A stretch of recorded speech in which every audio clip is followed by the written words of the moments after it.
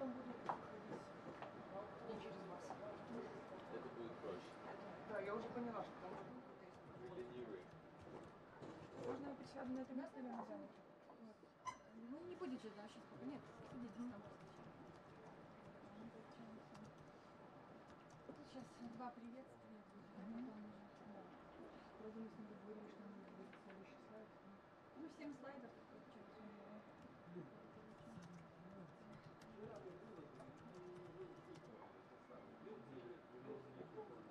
Все презентации вы скопировали? Да, я их пораспределяла. Вчера в Ютубе ЕАД транслировали первый час. Вчера и позавчера все нормально есть. Висит в Ютубе русская, английская версия. Заматывайте, скачивайте. Иначе будет укоризнены.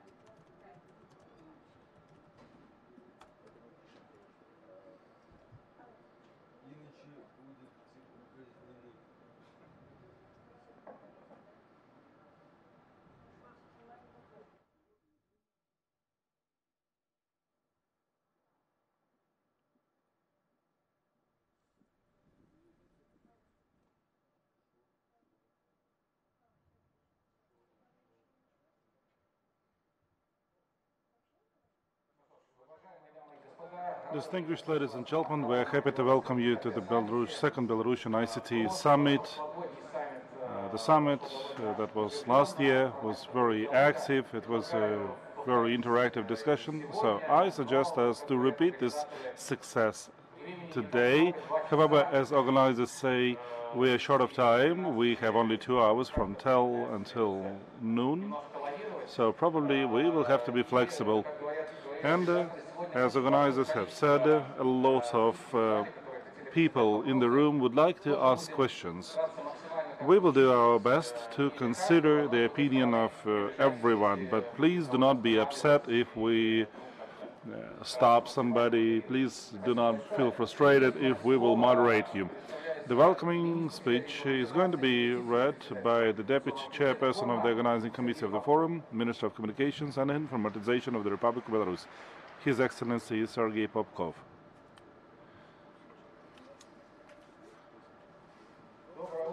Good morning, everyone.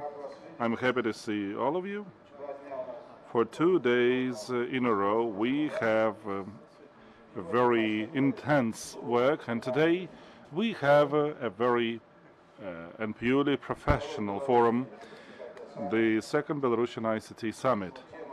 But the subject is already closer to us. Digital transformation is a very broad term, and all of us perfectly understand that digital transformation of economy, of social life, of governance, without the structure and technologies of ICT, cannot be neither built nor operate.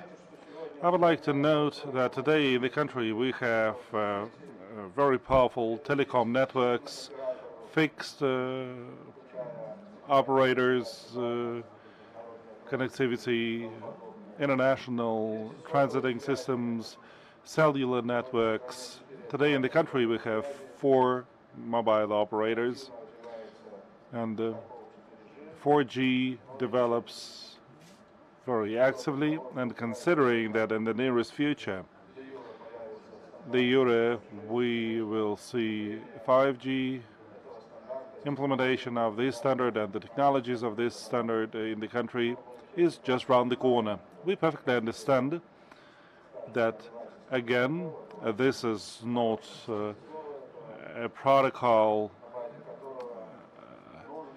that is simply for end users. No, we see that this protocol also means that we have to ensure digitalization of industrial internet, Internet of Things, etc. It should be said that today our country works under the mode of broadband internet and aerial broadcasting of TV channels in digital.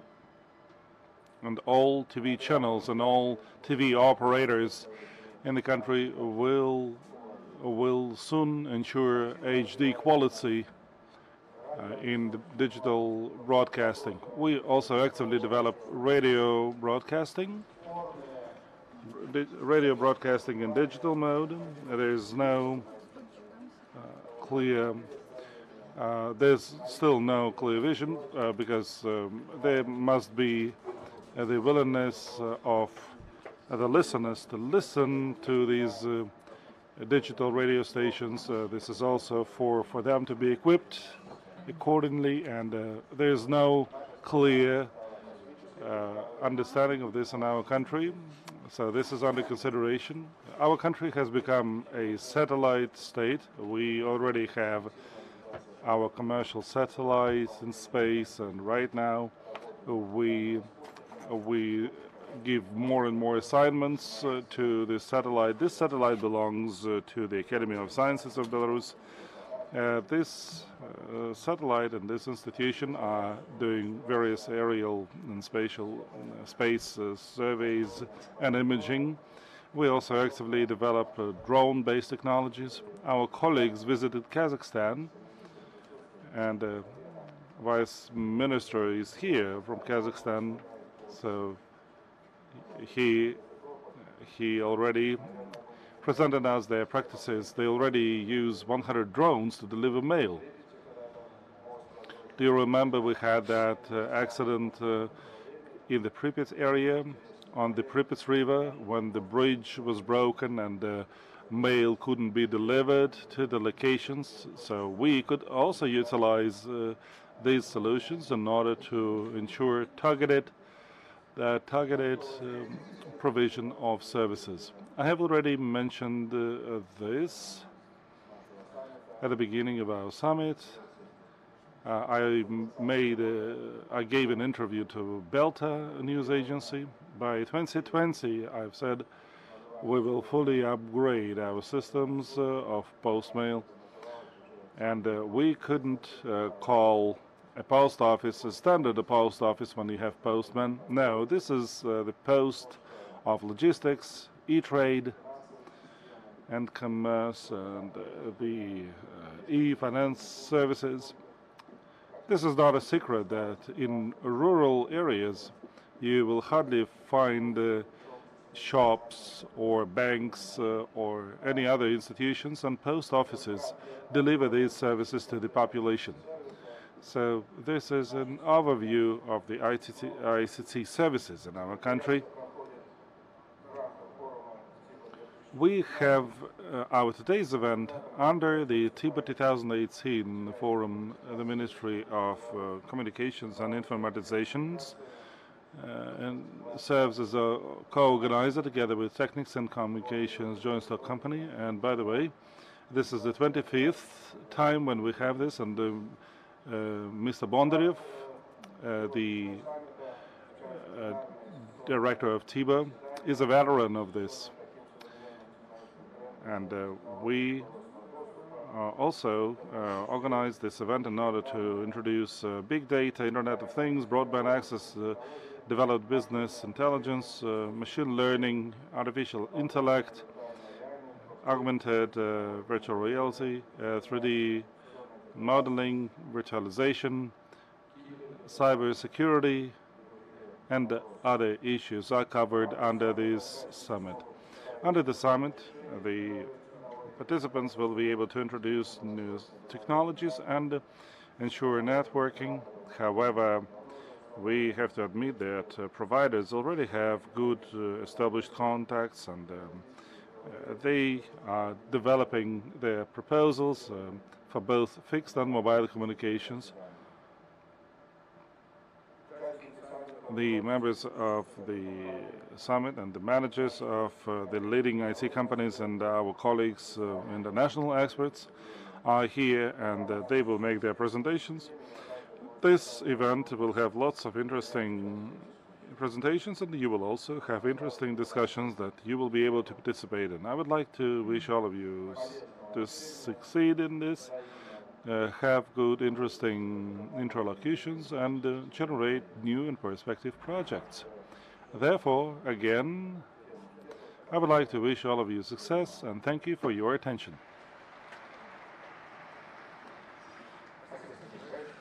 Thank you, Sergei Petrovich. And now the floor goes to the chairperson of the State Committee on Science and Technologies of the Republic of Belarus, His Excellency Alexander Shumilin. This is your birthday today, so happy birthday to you. Thank you.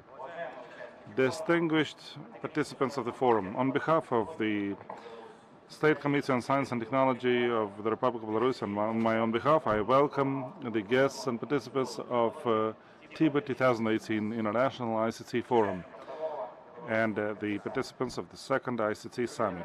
Digitalization changes the habits of people, making modern consumers more demanding in getting services, and this forces the society to change the paradigm of doing business, where an end user is in the focus of development and strategies. And the main driver is digital technologies. And the futurologists provide interesting ideas about these developments today. The society generates knowledge in the 4G speed. So in 1 year, the scope of information increases by 4 times. By 2020, this figure will be by 8 times. And therefore, without using modern technologies, you won't be able to navigate in this field. Therefore, ICT will continue developing, and this will be an important and necessary tool in order to navigate in today's world. As the head of our country said, we have to adopt a new digital reality and utilize all opportunities. Digital transformation of economy is one of the priorities of the country. To comprehensively satisfy the needs of the country in information, the Ministry of Communications develops scientific and practical information. About 30 projects have been implemented according to the priorities in scientific field that are aimed at creating automated information systems and resources, development of ICT infrastructure, a legal and regulatory framework for scientific and practical information, and also operations of the computer network in the Republic of Belarus, development of multilateral funds, electronic resources, scientific and technical libraries, and many, many other things. In the field of international communications, the State Committee on Science and Technology is an active participant of those, and we actively participate with the International Center on Scientific and Practical Information, and also with the Intergovernmental Council on Scientific and Technical Information of the CIS countries. The ICT development level is one of the critical elements of economic and social, one of the most important indicators of the development of the country and economy. The government enjoys the involvement of ICT in building the GDP. In 5 years, the export of ICT services from Belarus grew by 2 times, and today it is almost $1.5 billion USA. So this is both the level, this proves the level of our skills and our knowledge of our experts, and this means that the things that we develop are demanded all around the world, and the annual growth is about 18 to 20%, which is a very high indicator. Certainly, we're very pleased to see that the high-tech park contributes to this significantly, and as you know, last year the HTC exported for more than $1 billion, and this is a significant input into our economy. All leading achievements of sectors, universities, and other institutions in telecommunications, bank and finance technologies are introduced at the 25th specialized TIBA Forum. And traditionally, the State Committee on Science and Technology has its own stand at the exhibition. At our stand today, we have over 90 various projects, various developments, starting from the information systems and systems to recognize tumors, cancer cells, And also we introduced the development of the Academy of Sciences to develop portable computers, which are between standard computers and big computers, robotics, and many, many other fields. The State Committee on Science and Technology traditionally operates as the co-organizer of the TIBO exhibition, and this year we offer the following. This year our committee participates in the Belarusian Kazakhstan Forum Efficient Ecosystem of Innovations, the main driver of digital transformation, the Forum of Business Ideas, and the competition of startup projects, the Belarus ICT Startup Award. The number of participants of the TIBO 2018 shows that every year we have more and more participants, and this will also engage investments. We are convinced that introduction of new ICT technologies in economy, development of scientific and technical information will facilitate the shaping of new quality of economy and strengthening of the international prestige of the Republic of Belarus as a country that has a high level of science, education, and leading technologies. I sincerely wish to all guests and participants of the 25th International Forum on ICT to enjoy interesting discussions, to have tangible results, and to have new and useful business contracts. Thank you. Thank you, Alexander Gennadievich. The integration into the digital world is going to be described by Vladimir Karpovich, General Director of Mobile Telesystems. Good morning, distinguished ladies and gentlemen, the participants of the ICT Forum. I would like to show you our vision of those processes that are occurring right now in the world, and our proposal towards the joint movement in terms of changes. It is well known that the fourth wave of the technological revolution created the necessary possibilities for us to adopt those changes, and those changes within MTS company have already been implemented, and we suggest that those changes are considered in the vertical perspective, in the intersectoral perspective, because this is the chance for reviewing all the capabilities offered by digital transformation. In our understanding, this is a set of processes in terms of the transformation of the current business processes. It's a new digital format which creates new advantages as compared to the current processes. We confirm our infrastructural readiness to those transformations, and we confirm our willingness to offer those capabilities in intersectoral cooperation, capabilities for business, for governmental agencies, and we invite you to that partnership. Next slide, please. So this slide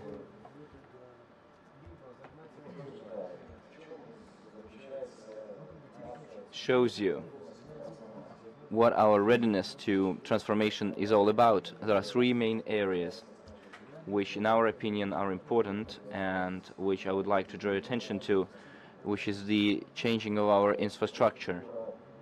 This is the infrastructure of digital access, this is a infrastructure of the core, and automation of many processes in the company that allows us to implement our capacity.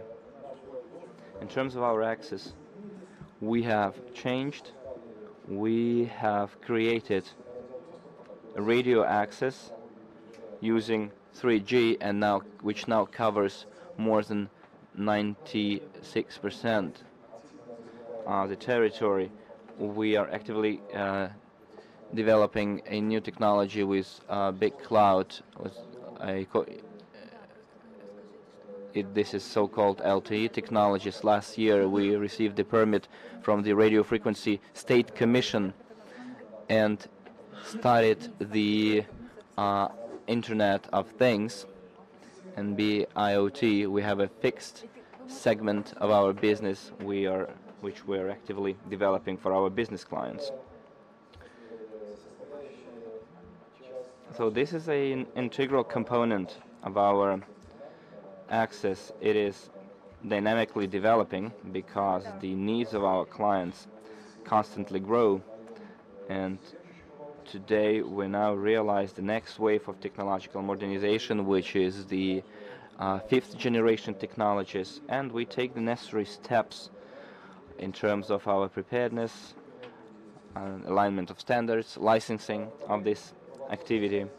The second item relates to the infrastructure of our core, and it changed significantly. It became cloud-based. Virtual systems today, if considered within the domestic business of MTS company, virtualization exceeds 90%, and this cloud structure is also proposed to our partners because this is the most optimal solution for building a technological solution to be implemented and to be maintained for the sake of new digital services.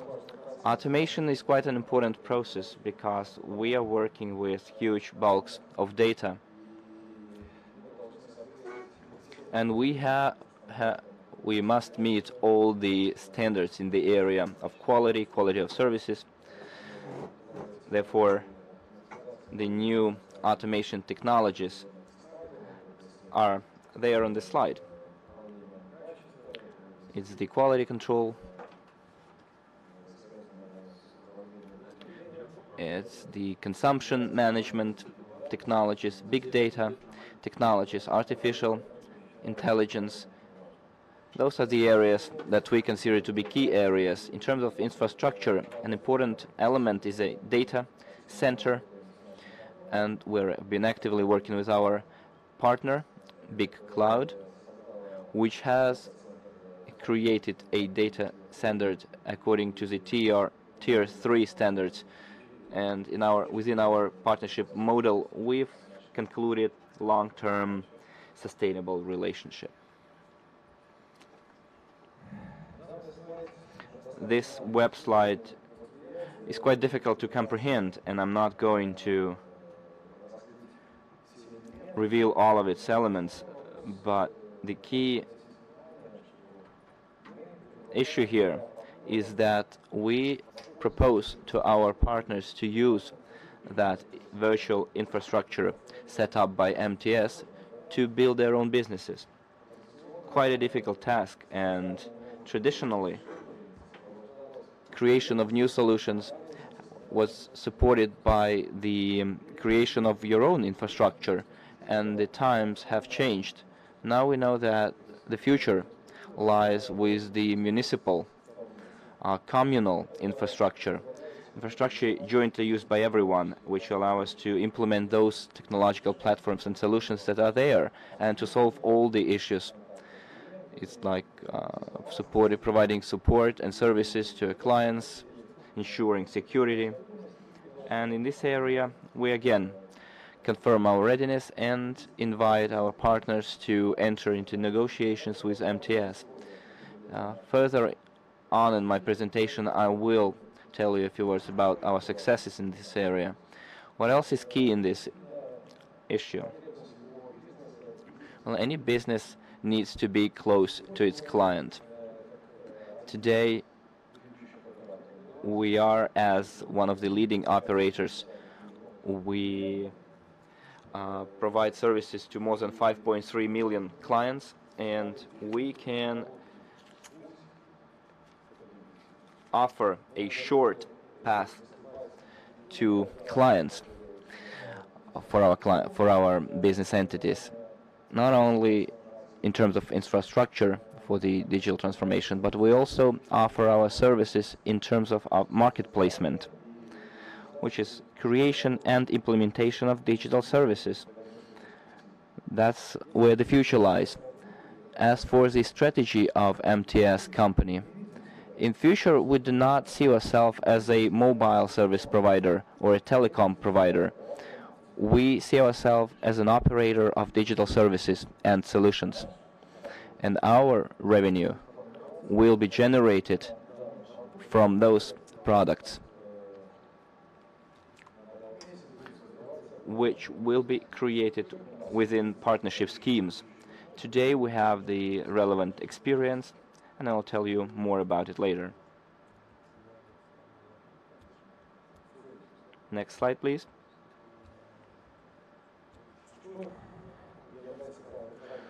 So what is crucial here is the digital readiness of customers, of our subscribers. I've already told you about 5.3 million clients.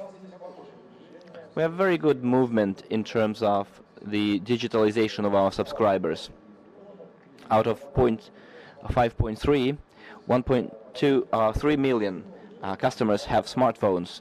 Those people actively consume database services. It's subscribers that develop new habits related to consumption of services, and this is accompanied by such processes as the increase of the amount of consumption of data services. On the left you can see what changed from the introduction of LTE services technology. The traffic increased, and our solution satisfied the needs of the customer.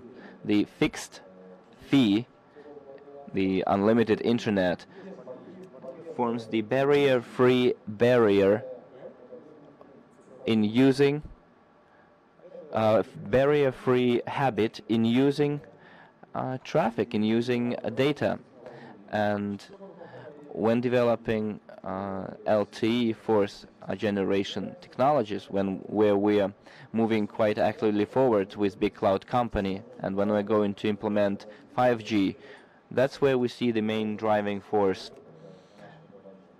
which is the digital experience of our customers.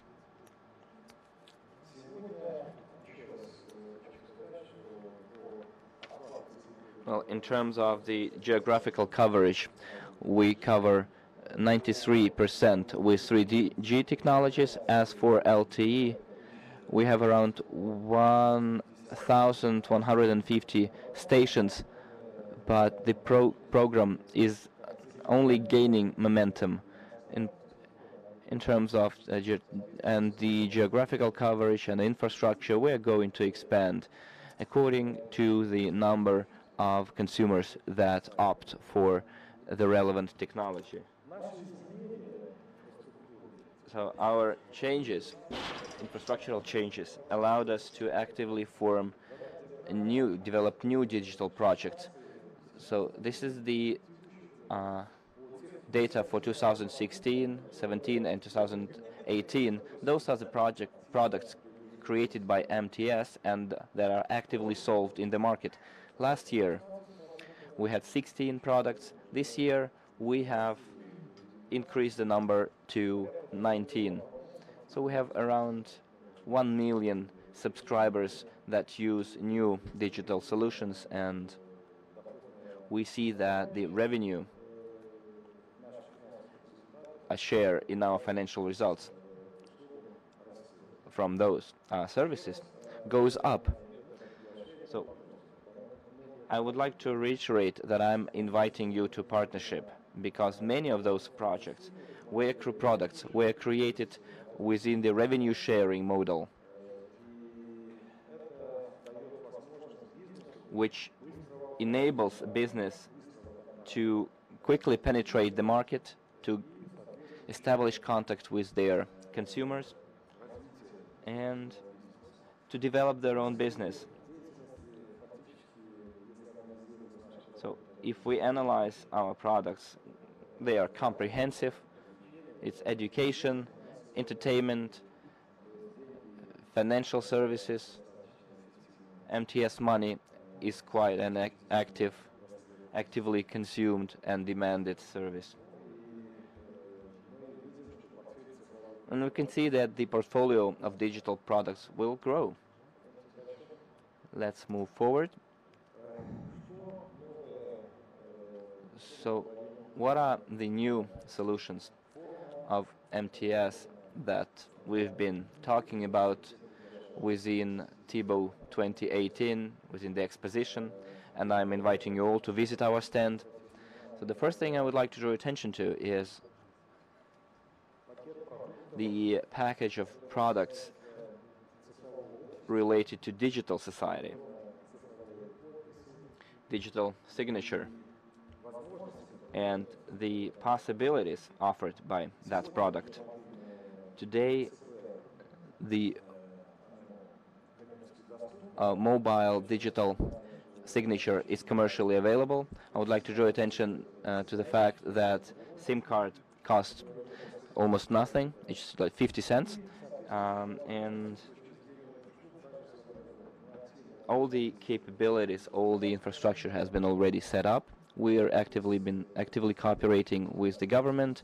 There is a governmental resource that offers up to 93 services and ensures 14 procedures, and by using mobile digital signature gives an opportunity of flexible consumption of services. For instance, customs clearance, registration of citizens, foreign citizens in Belarus. It's very profitable for small businesses in the sector of tourism. Those are services for the citizens submitting applications for real estate issues, and it ensures the security and the identification of consumer services. During our preparation for ICT summit, there was a panel discussion. We've been discussing the digital transformation, what is important for business, and one of the speakers said that how can we speak about transformation if our basic processes, such as electronic document turnover, is still lagging behind? And he said, he gave an example of a company that has a lot of partners that provide submit performance certificates monthly. They have around 300 partners. There are a lot of papers, a lot of people, and MTS Doc is the solution for them. It will solve their tasks. It is an area of electronic documentation, and this is an issue of time. And if you need to solve your task, if you want to change your current paper-based processes, MTS is your partner. We are ready to offer the relevant technologies, and we're working according to the SaaS model for agencies. It's a classical model. When an agency was thinking about the modernization, there were a lot of investments involved, and this required time, this required resources. Now this model was substituted by subscription-based model. Monthly subscription guarantees that MTS assumes a lot of obligations in terms of the building of infrastructure, maintaining of infrastructure, provision of the maintenance services, and if necessary the promotion of your products as well. I would like to draw your attention to this capability. It considerably influences the changes that we have to endure. So this mechanism is a legitimate. We have all the governmental certificates, all the permits, and we ensure the maintenance of this business process. The Internet of Things has been mentioned a lot recently, and I've told you that we had quite recently the governmental decision, and now related to the Internet of Things, and now we have a lot of pilot areas, pilot projects, and we've been doing that for business to realize and to understand the advantages of new technologies and new solutions over the current solutions. We deployed a system to collect data at Minsk Obel Gas. Well, now we cover 4 settlements. We also deployed the system to keep track of water usage at Minsk water supply station. We also deployed our system in Zhdanovichi farm in order to keep track of the health status of cows. And all these solutions work in 2 dimensions. So this either generates additional income for business, or this generates some technical solution to substitute things, and this reduces costs. Speaking of dairy cows, the technology is known, but a dairy farm needs some 70,000 Belarusian rubles or $35,000 investment for cows. And we offer a solution to substitute this model, this investment model, by replacing this by the system of running costs. A company will have additional income, and this system enables to increase milk yield by 9%, and this becomes attractive to businesses. I would like to say that the Internet of Things creates a big capacity for industrial enterprises, for small and medium businesses, because production of sensors in the field of the Internet of Things is an area that is very demanded and will be demanded. Today we say that in terms of metering water usage and electricity usage, we have millions of counters that require upgrade. On the website of our company you can see the samples of the products that are produced in Belarus, but we support competition in this field. We also are ready to welcome our foreign partners. Take a look at Schneider Electric, that has offered a solution in the field of energy, and this is a reference that we can be referring to as to a model of transformation and development of your business. And now, speaking of cloud products, this is what can be used in utilities. And we have to say that IT infrastructure is not long-standing. 4 to 5 years, you have to start thinking about modernization. Every 4 to 5 years. Usually in business, you have a problem. Either you lack technological infrastructure, which is bad, or you have too much of it, which is not a positive thing either. We offer a model when you order infrastructure according to your needs. There's already a commercial platform, it's operational, a number of clients are already in the pilot phase. I have to admit it's not easy. It's difficult to change a mindset. It's difficult for many businesses to stop doing business as usual because they rely on their own infrastructure, practice and experience, and administrative procedures related to maintenance and security. But there is an option, and this option is suggested today. After pilot testing, clients refuse. They refuse from doing business as usual, from utilizing standard models, and they agree to utilize novelties. I'm speaking about hybrid networks. We do not offer to make your own cloud. We suggest moving in stages, and there will be additional workshops under this event where we will explain how we deploy these technologies of the Internet of Things.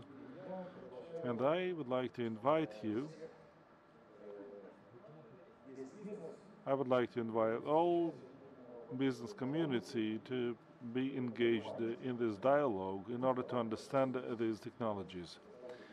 Definitely, we will be happy to see you as clients of MTS. And now, finally, speaking of cloud products, we have 19 of them, as I've said. I'm paying your attention to the fact that now a cloud product is not what takes years to make. This is a rapid process. We know how to organize this process. So we would like to invite you to cooperation. In my presentation, I wanted to highlight the most important issues, and at the end of my presentation, I would like to wish you having a productive work at the summit, and the most important thing is that every one of you shall find your own way in the digital world and the new society. Thank you. Thank you very much. About contribution of ICT transformation to economic and social development is going to be said by Zhang Xing, Deputy Director of Huawei Technologies. Welcome to Belarus International ICT Forum. The development of global economy is increasingly rely on the development of ICT infrastructure year on year. ICT infrastructure plays a critical role on facility industry, company and the individual to achieve higher value. Huawei JCI is our global connectivity index. 2017 evaluates the direct and indirect influence on ICT on economy. It indicates that we can see in 2016, if we invest $1 and we can get $3 growth in GDP. If the investment continues, then $1 investment into ICT, it will create $5 GDP growth in 2025. And Huawei JCI also analyzed the status of national ICT from 4 basic elements or market and 5 key enabling technologies, which constitute 40 perspectives of national ICT. The 4 elements are supply, demand, experience, and the potential. The 5 enabling technologies are broadband, data center, cloud computing, big data, and IoT. GCI report covers 80 countries till 2018. It categorized the 80 countries into 3 groups according to positive relationship between GCI score and the GDP per capita, which are starters, adopters, and front-runners. And we can see in this picture, most of the usual Asia countries like Belarus, Kazakhstan, and Russia are in the adopters group. And Singapore, Korea, and others are front-runners. Then let us share with you a case of these front-runners.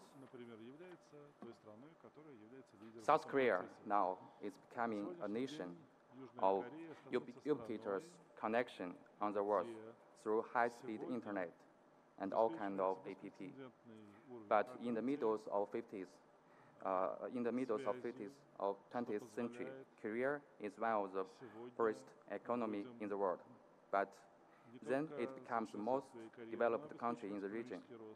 Dr. Sun Kim, Vice President of Korea Association of ICT Promotion, said, the speed up of government-driven digital economy development realized its economic transformation.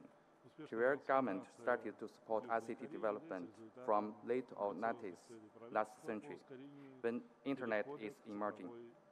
Then in the late 90s, it built Korea Agency for Digital Opportunity and Promotion to boost internet connectivity and provided the training to more than 10 million residents in order to be prepared for the internet area. Now it is leading investment into future technologies such as smart city and next generation wireless technology. And now Korea is trying its best to be the first to apply 5G. So let's see the case from Singapore. Singapore government is developing a smart nation to boost its competitively globally. Smart nation composes three core concepts: connect, collect, comprehend. The aim of Connect is to build a secure, high-speed, and economical national ICT infrastructure. Collect is to develop the nationwide sensor network and then manage the use of the data under privacy protection regulation. Comprehend is to analyze user data for a better citizen demand focus and service provision. To be specific, its network planning is going to integrate IT, network, and the data into one platform. Then to build an integrated network for a nationwide sensor, camera, backhaul data center for data collection and handling. This network will make citizens' life more convenient. And then let's see the Chinese case. In China, Chinese economic rocket boosting started from its LTE network development in 2014. After 3 years, LTE network development, operators realized 1.2 trillion RMB revenue. Project interest companies, public internet companies achieved 1.4 trillion RMB revenue, and the whole nation's digital economy reached 22 trillion RMB. China accomplished a high-speed development on technology, skill of economy, and innovation via its digital strategy. And here I would like to share the fact with you. We call it 842 model. Let me explain. The USA is leading ICT field, but is behind in innovation of application, according to TISN's Mobile Internet Global Report in 2017. Generally speaking, it takes 8 years for an app from its born to maturity. But in China, it only takes 4 years, since its well-developed ICT infrastructure, innovation resource, and market competition. Further, it takes only 2 years by copying the business from China. For example, in India, Alibaba facilitates Paytm mobile pay business to develop 200 million users only within 2 years. So that's why we call it 842. The development of LTE supports the prosperity of internet ecosystem. The model of realized demographic dividend via mobile network is mature, and it is becoming mainstream in the future 2 to 3 years digital development. USA, Japan, and South Korea leading the development of 4G and mobile internet, which clear technical barriers. And while China's deep application innovation based on 4G and mobile internet guides the way for global application replication. Mature mobile application takes only 2 years to be applied to other markets. So here, I think Belarus should grasp this opportunity and promote the development of LTE and OTT to national strategic level in order to rapidly enhance the competitiveness of the economic and social development. In the end, I would like to share the words with all our friends and partners in Belarus. Catch the opportunities and build the future. Thank you.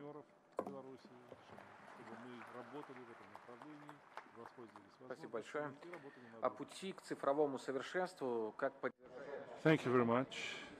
About the path to digital excellence, how to support our customers of their way to digital excellence and leadership, is going to be explained by Stefan Kuhn, who is the head of Digital Engineering Center from Deutsche Telekom Germany. Thanks for the invitation. So, my name is Stefan Kuhn. I'm from Deutsche Telekom, and in that role, I'm here as the responsible manager for our so-called Digital Engineering Center. And this is part of the organization we have in Deutsche Telekom as Deutsche Telekom DTCon Consulting Unit. Okay, we have a consulting area in Deutsche Telekom, which is globally located in every single point of interesting locations in the world, with 1,200 consultants and technology experts. And I would like to give you an idea what we think, what is important to support our customers on their way, on their journey to digital excellence, yes? Because we heard from previous speaker a lot about, let's say, technology-driven type of things, IoT, augmented virtual reality, big data, smart data, and we think it's very, very important that we guide our customers in a dedicated and in a, let's say, personalized way through this, let's say, digitization bus. This is what I have today with me, and when we talk about digitization, this means when you want to achieve digital excellence, you have to cover at least these three domains you see here on these slides. Okay, you see on the left side operational efficiency and operational excellence. This is all about optimized production processes, all about, let's say, optimized, let's say, processes to personalize factory processes, all about, let's say, flexible adaptation on changing issues in your production cycle, okay? This means you have not only in the factory the thing that you have to scale, you have to also look about how to personalize, how to work with smaller sizes, and how to digitize your, let's say, very often analog processes on the left side.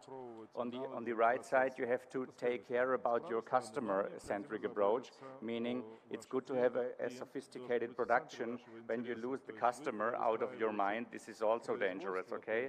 It's not about producing the best car in the world.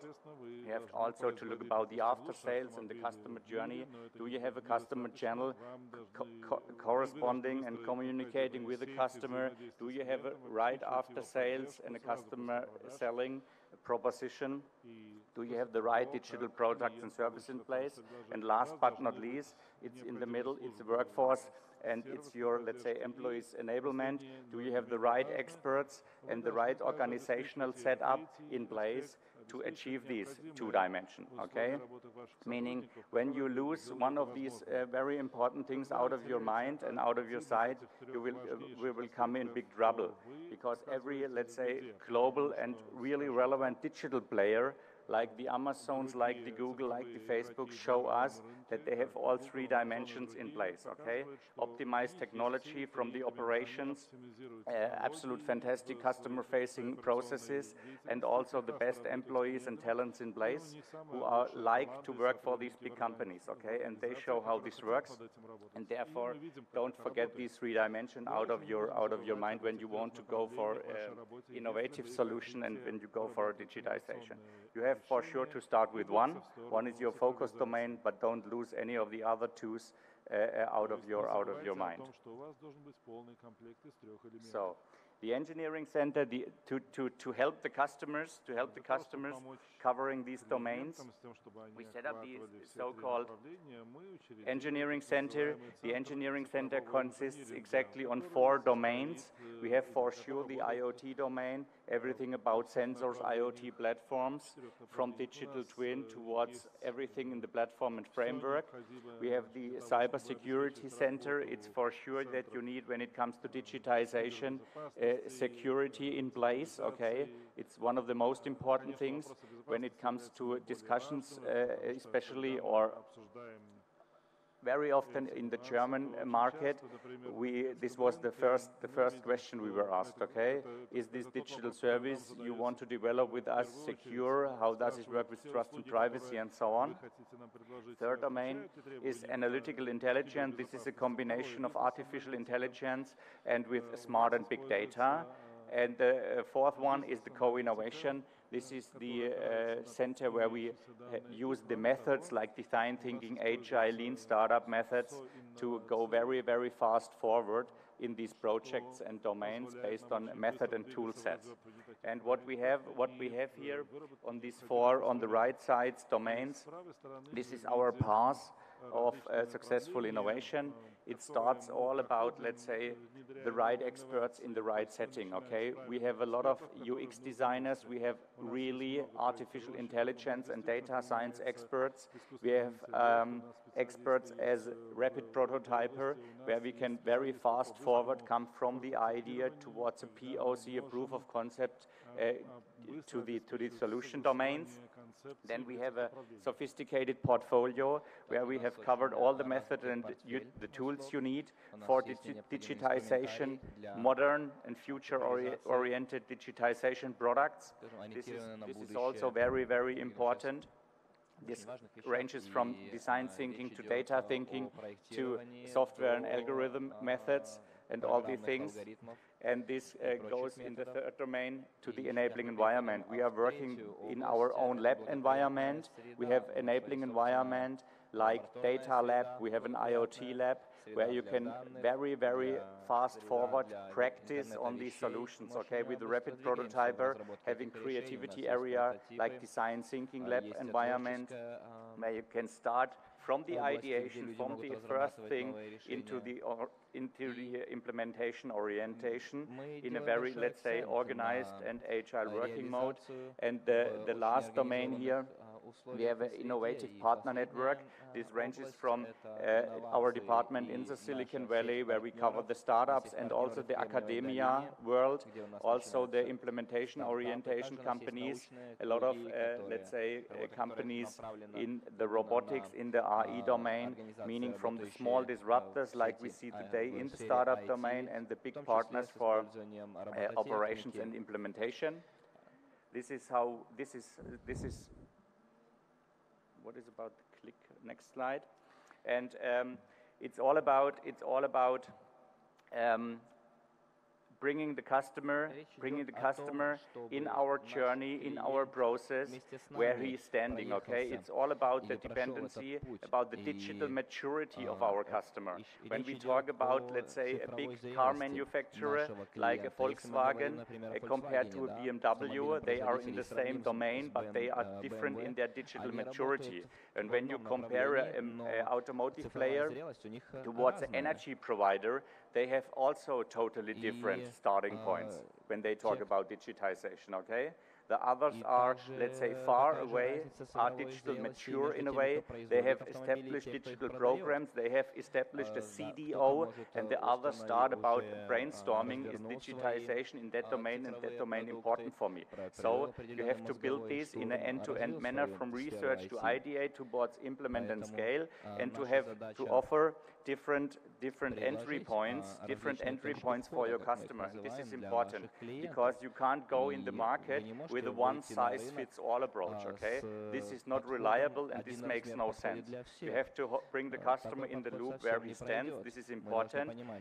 Looking for ideas, making brainstorming, what kind of new business model we can go and what we can find, starting with the design thinking workshop on the left side, or going, you have already design thinking based workshop ideas, a lot of ideas in your funnel, how you can come from the idea towards a proof of concept, producing tangible output, and see there is, let's say, a real technology idea behind these, solution behind these ideas, and on the right side, also ready to implement. This is, exactly. This is based on agile methods, because when it comes to digitization, when it comes to digital innovation, it's all about speed, okay? Speed matters. because your competitors don't sleep, okay? It's about trying to launch as fast as possible a cool, and also a beta product, okay? But it's about speed, it's about trying to come from the idea towards a type of solution in 12 weeks. Okay, we have an Agile manifesto based on that we have Agile Scrum-based coaches, that they support you from the idea towards the implementation in a 12-week sprint. And one of the right side is we have a transparent modular type of portfolio established with SM&L modules, that you have a small problem and the first idea, we start with a small packet, and you have a big issue, then we go in an M and an L mode, meaning this is very customized, this is very flexible, because also our, let's say, offering process is very agile in a speedboat matter, okay?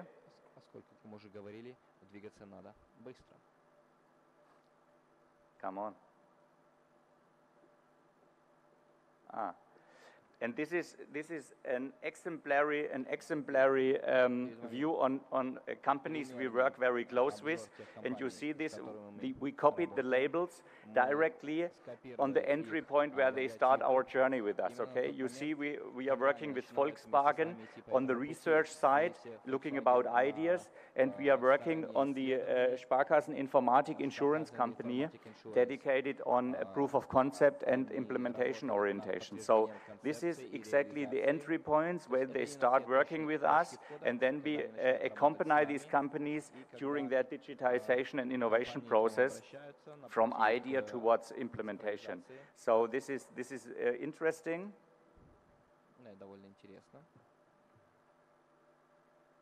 This was one. So, and I have exemplary this kind of, as I mentioned, this kind of portfolio with me. So you see, this is a modular portfolio in every domain. And this is very interesting because this is the starting point discussing with the customer. When we start discussing with the customer and understanding the challenge, we go on this one of portfolio and say, hey, this looks like trend and impact. We need a customer journey, or we need a design thinking approach, or its ranges also to innovation capability design that we build for our customer digital labs. Okay, this ranges from ideation towards ramp up digital labs that they can leverage their own innovation and digitization capabilities. This has also to do with digital process redesign and so on. And to show you how this works in practice, this is one example. This was an interesting start with a very huge German car manufacturer. They asked us, we need to design our logistics process, and we want to make this logistics process from all suppliers towards the end product paperless, okay? Paperless is complex, it's analog, it's, let's say, error driven, okay? You have there a lot of complex issues, and everything started with the inspiration and the trend workshop. You see here the leader of the Industry 4.0 domain from the customer, and also the other guys. So it was an inspiration session. And now we implemented in one of these shop floors, in one of these shop floor locations in the factories, a proof of concept with an NB-IoT trial, with an e-ink display, with an accelerating sensor that they can track end-to-end the goods from the beginning towards the end of the production process. And the last one on this side was a condition monitoring. The customer wants to track globally, end-to-end, the whole containers and the whole products around the globe with a very sophisticated sensor which measures location, air pressure, acceleration, shock, position, brightness, and so on. And you might know that when it comes to global tracking and tracing with a sophisticated sensor, this is not an easy exercise, because it's air freight with a plane, it's shipment via containers, it's truck over the location. We are talking about 5G, we are talking about narrowband, we are talking about LTEs, we are talking about GPS. So this was a sophisticated project, but this was one example. On the analytical intelligence, this is exactly the same portfolio approach. This starts with an easy exercise on the right side with the readiness assessment, that we say, hey, let's check where you are standing in your data readiness. Do you have the right processes? Do you have skills? Do you have which kind of data? Which kind of architecture? Which kind of experts do you have? This ranges over use case design, use case development, towards setup of a whole data architecture, a data management, also towards a data a project, a data lab facility. This meaning also from small to large portfolio items, also with training and education from what is machine learning, what is deep learning, what is a neuronal network, what is applied AI, also from, not from theoretical side, also from the practical side. This is a very, very interesting domain when it comes to artificial intelligence enabled use cases and enabled processes. This is one of the key of the future topics. Therefore, you need real artificial and data science experts, okay? And you should ask yourself how many data science experts you have in your company, how many real RE experts do you have in your company to change your operation processes, to change your business models, covering every domain in your company. We made one of these best practice project is in the domain of predictive maintenance, for example. This was a big Swiss logistic company with several square meters of photovoltaic systems, and they asked when is the right time to maintain these things, to clean these things, and our data science expert developed an algorithm when it comes to, let's say, the right weather conditions, the right production cycle producing energy, to find the right slot when you can clean these square meters of these photovoltaic systems. This was artificial intelligence-based algorithms we developed, and now they have a super sophisticated maintenance process out in the field.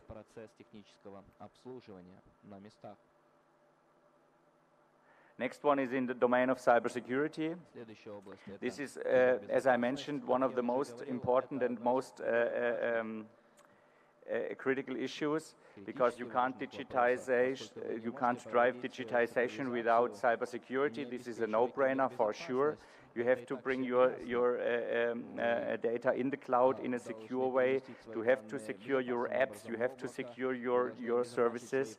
And we have here also a cybersecurity portfolio based on our cybersecurity experts and engineers. This ranges from a cybersecurity innovation tour.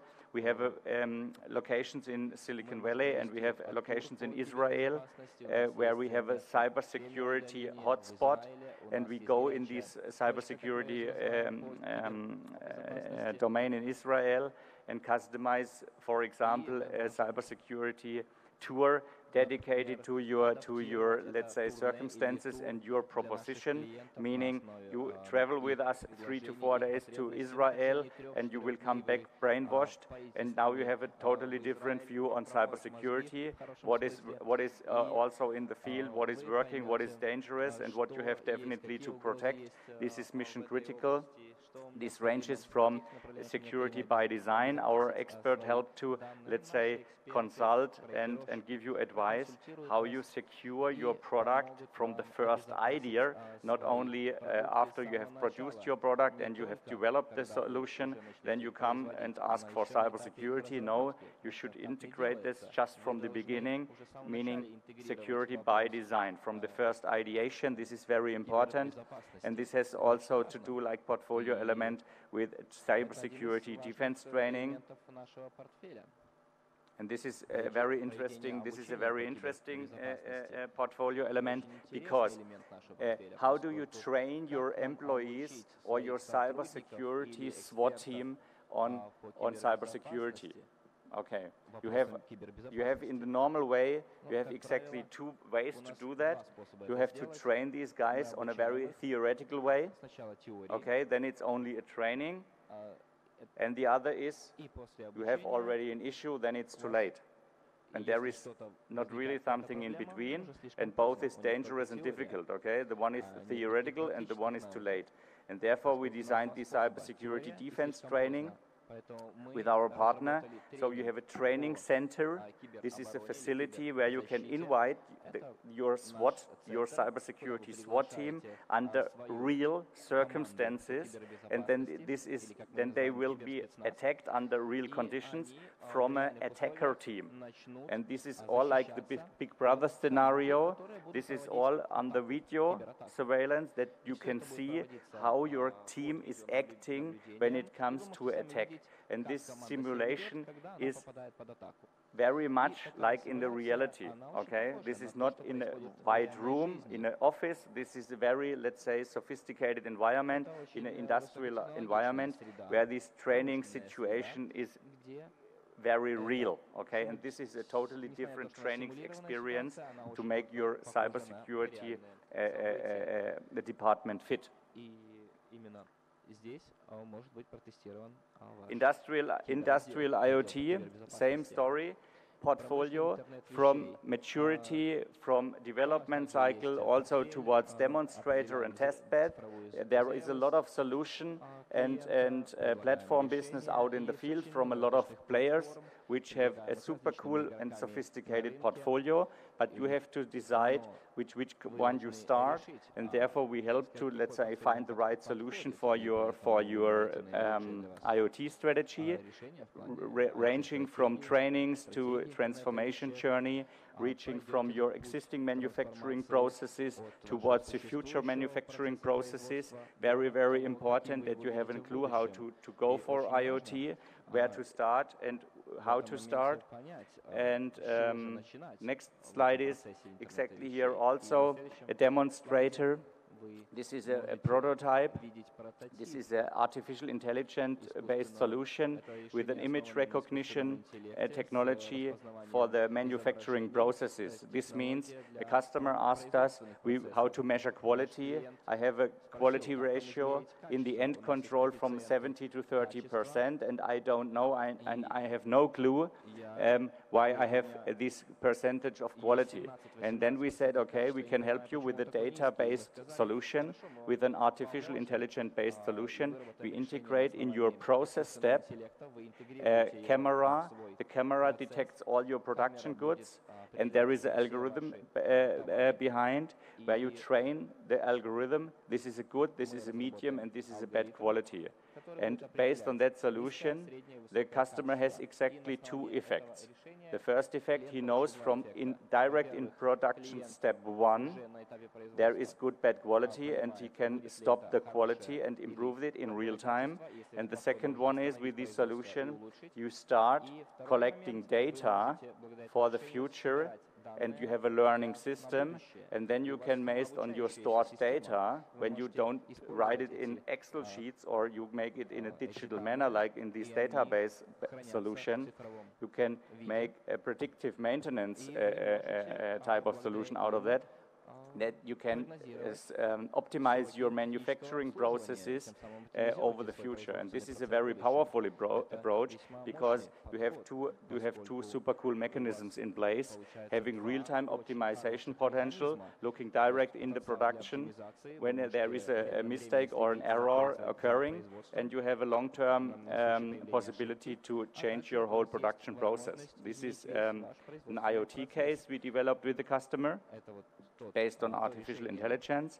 And the idea is having the right portfolio elements in place, having applied methods and tools. So everything what we do is tool-based.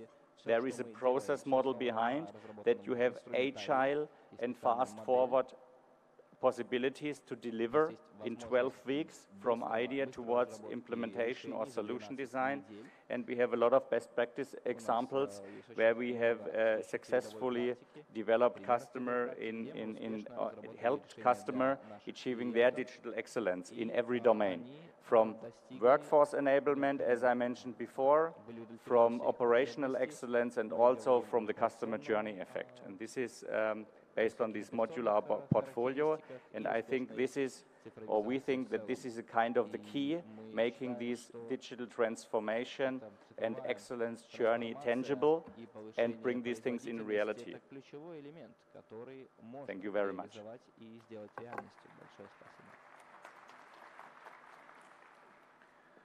Спасибо большое. Антон. Thank you very much. Now I'm giving the floor to Anton Myakovich, the chairperson of the Microsoft office in Belarus, who says that the digital economy is the only economy of the modern world. Now you'll know why.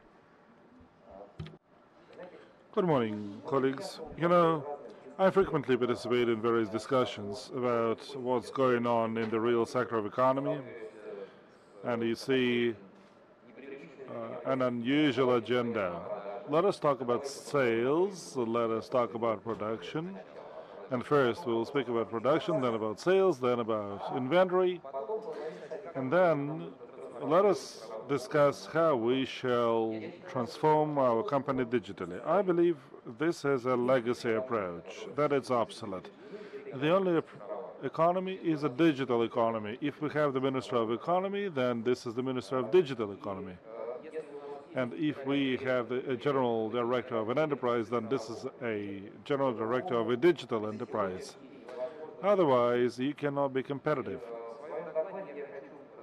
In my presentation, I would like to highlight and explain why I believe digital economy is the only economy of the modern times. And then I will speak about the challenges that the country, enterprises, and every citizen faces.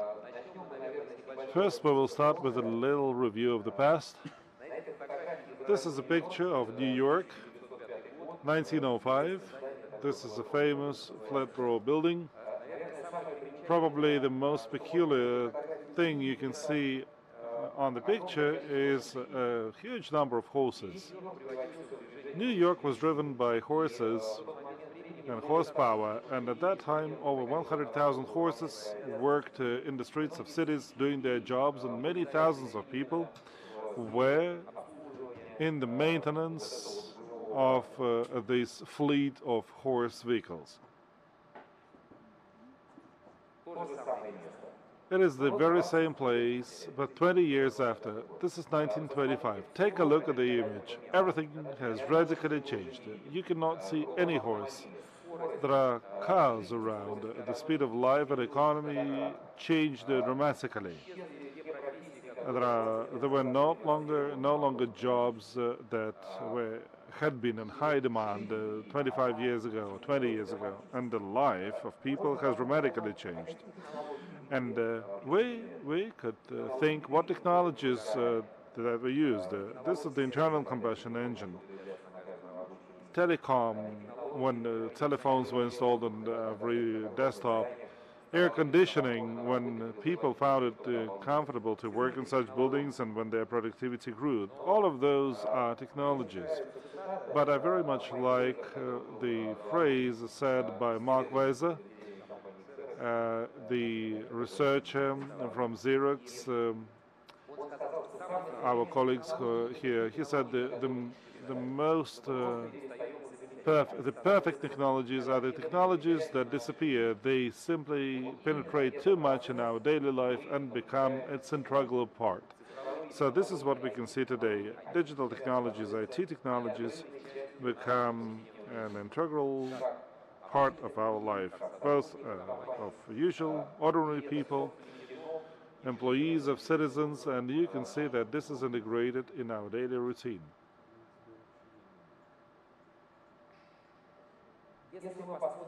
If we again look back, what was the most valuable thing at the beginning of our civilization? Let's say some 1,000 years ago. It was land. All wars were about land. In the 19th century, the main assets were production means that would differentiate successful and unsuccessful people. And in the 21st century, we can see that the main capital, the main thing that is peculiar, the main value is information. And the technology that can enable you to retrieve the most valuable things from information. This is around us, and I would like to refer to a very typical industry that for the last 100 years has not been changing rapidly. And let us take a look at this industry. This is the industry of building automobiles.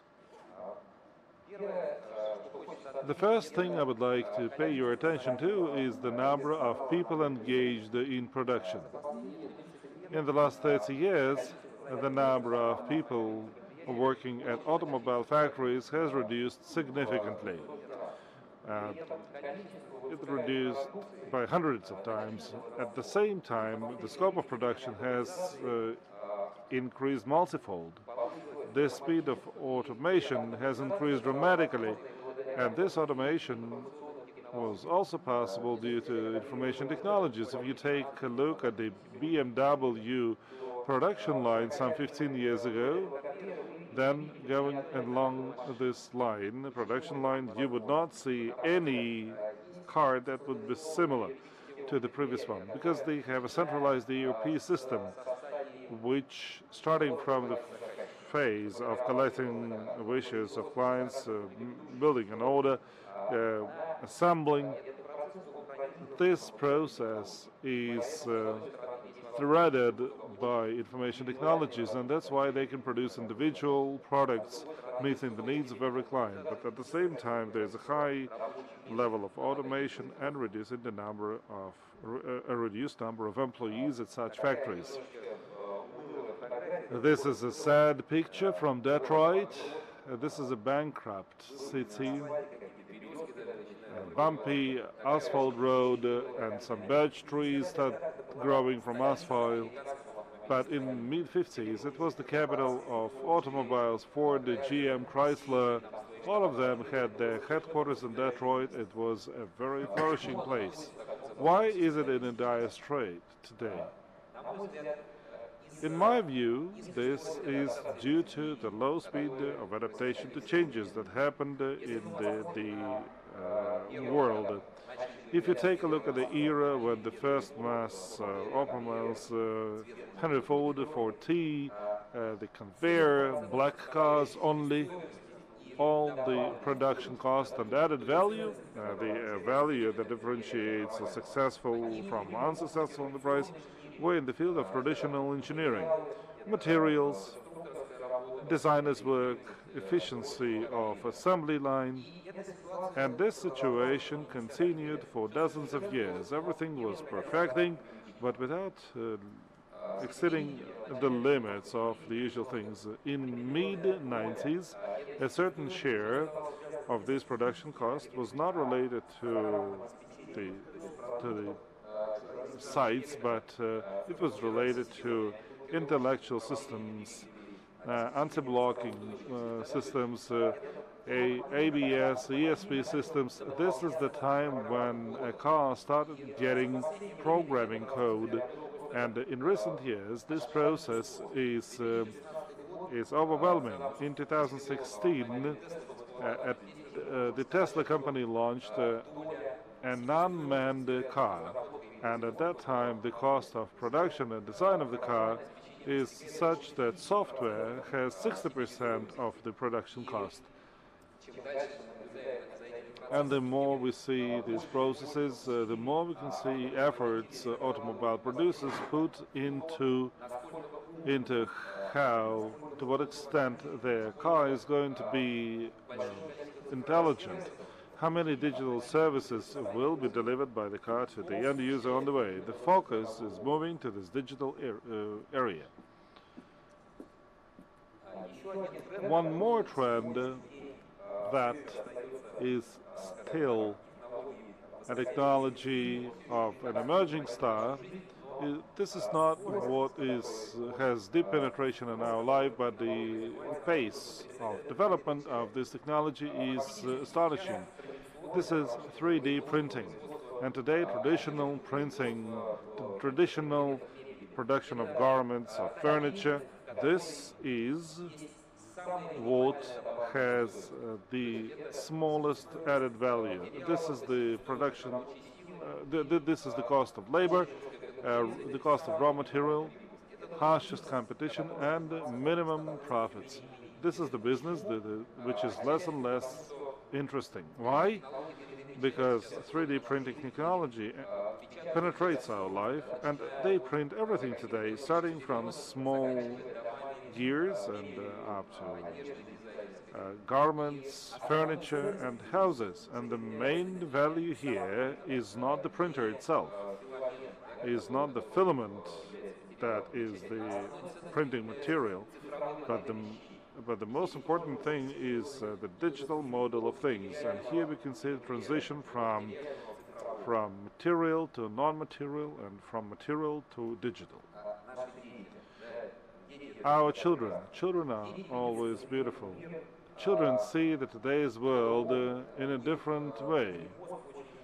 Their brain is very clean. It's not overwhelmed with information, and we used to see innovations, but today we can see an American boy writes, "Dear Santa, how are you? I'm good.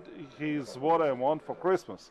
And he is not mentioning some quadrocopter or bike, but he refers to a link, an online shop where he found the product that he wanted. And he believes that Santa Claus buys those goods in the internet.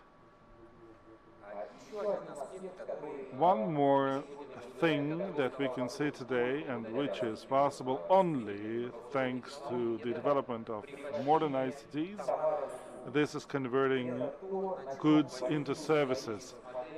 That is what the most successful modern enterprises convert their approach to. Uber, this is the biggest taxi operator that doesn't have any car. Airbnb, that has the biggest fleet of residential stock, and they do not own any apartments. Netflix, which is the biggest online movie theater, and this list is endless. The possibility to deliver what you need at the moment when you need, in a place where you need this, and to deliver not the goods but services, is what changes the consumption model significantly. The youth that already works, generates GDP and spends money, so these are not children, they refuse from buying things in favor of renting them. And this is renting using traditional or modern, innovative mobile technology.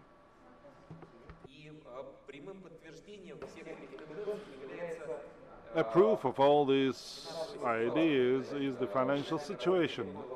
This is the pace of development of the stock exchange market. Here you can see the top 5 companies with the highest capitalization, the biggest companies of the world in 1907, 2007, 2017. In these 20 years, the technologies have penetrated in all fields of economy so deeply that you cannot see non-technological companies in the list of 2017. The old list had oil refinery, food, and others, but today these are only IT companies, and IT is the main driving force of the economy. That's why they value this the most. In the view of Microsoft, the core, the basement of this digital economy is a cloud. Not just a cloud, but an intelligent cloud equipped with artificial intellect, connected to a huge number of intelligent devices, smart devices of different formats, and definitely modern mobile communications, widespread computation are the core of this. And traditional models switch to serverless computing. Now it doesn't matter where the computing resource is, what is the power of this resource. It becomes irrelevant. The abstraction level becomes so that launching a new service or offering new system or service to a customer becomes very easy. The most important thing is to have ideas, the innovations mentioned by the previous presenter. And what about Belarus? Now we have a very interesting situation. Right now we are in the moment of despair because, well, on the other hand, there is Decree 8 by the President of Belarus, and we thank him very much for supporting this. We have the high-tech park exporting for more than $1 billion, but there's another side of the coin. If we take a look at the internal consumption of information technologies in the country, this is less than $500 million, so we export 3 times more, I mean, services, rather than we consume the services, software and equipment altogether, which means that the economy of enterprises, governance, healthcare, education, all these fields in terms of informatization lag behind the best practices. And digital transformation is the only way to a place of dignity for our economy and the world's economy of tomorrow. Many people say what digital transformation is, and I agree that this is the way how we interoperate with our clients. This means changing the way of offering goods and services in the market. This is optimization of internal costs of an enterprise. Our company is very experienced in transforming enterprises in all these 4 dimensions, and we are here in order to help Belarusian companies and Belarus to be very successful. Thank you. Thank you very much, Anton. I would like to ask you one question. I cannot resist this. You've said that the number of workers decreases at factories, which starts scaring everyone, drivers, press secretaries and journalists, everyone. But a human being is still the most valuable capital. What shall be the policy for tomorrow? If people are needless in production, so what people can do? Where can they go to? Do you read me? Okay, good. You know what? This is the same process that was shown in the first 2 slides, because all these thousands of people who were responsible for horses, they maintained horses, they did not become jobless, they were transformed their jobs. And a very important role is given to requalification of staff to the system of education, for the jobs that are in smaller demand to be converted into new jobs, for the people to be retrained to get new qualifications, for the people to be able to provide better and higher productivity, and ultimately to make more. Because the global demand for IT experts, the global demand for people with new ideas, people who have technical knowledge is huge. I believe this is a direct way to the growth of the country. And now the floor goes to Andrei Podgornov, head of Xerox Limited office in Belarus, who is going to tell us about reducing costs of paperwork, whether this is possible. Good afternoon.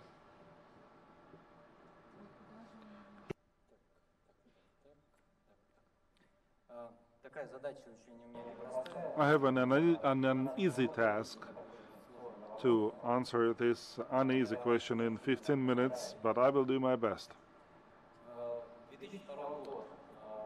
2002, it was a significant year to me. I was employed by Xerox. It was the year which was 5 years before iPhones. Nobody knew about iPhones. At that, in that year, nobody liked anyone. There was no YouTube. Nobody could post on YouTube. But everybody knew that document management is going to be paperless. And when deciding whether I should join the company or not, everybody advised me, why would you invest into the dead field? But I decided to join. I decided to get employed by Xerox, and now all my friends call me an aging manager of a dying business. But nevertheless, after 2002, we saw many bright and funny events in our life. Now we have these devices. Our world had laptops everywhere because people now can work not only from 8 to 8, but now they can also take their work back home and work after dinner, work on weekends, and even on holidays. Productivity has significantly improved and they grew up, so this is a perfect novelty. Then we got smartphones in our hands, and now we can work not only when sitting at a table, but now we can work when walking, when sitting on a beach, we can be underwater, and even when brushing our teeth, we can also read mail.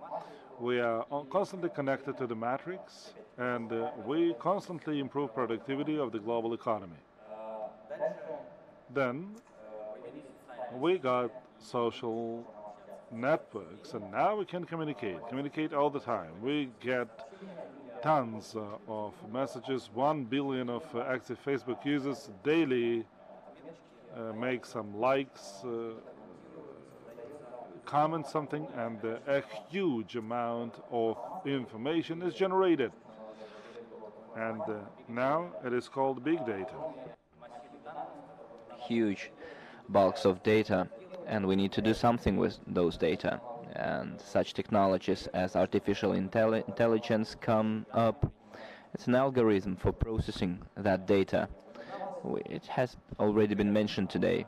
And obviously clouds for storing all that information. We came up with such thing as clouds in order not to store it on your own memory sticks, but somewhere in a remote location where you could store everything you need. So all those logos that you can see on the slide, and they were invited to our exposition, very trendy logos, Internet of Things, blockchain, cryptocurrency, smart contracts, the data transfer, LTE, 5G. So all those terms and definitions are quite understandable, and there is nothing here about document flow, document management, or printing. So, and I guess it's difficult for you to understand why I'm here at all. But as Anton said and gave a very good quotation, that there are technologies that are invisible. They are there, but we cannot do without them. So, and they're not most harmful technologies. So our company has a very memorable day. 80 years ago, the first laser printing or xerographic printing was made. So we are dinosaurs in a way.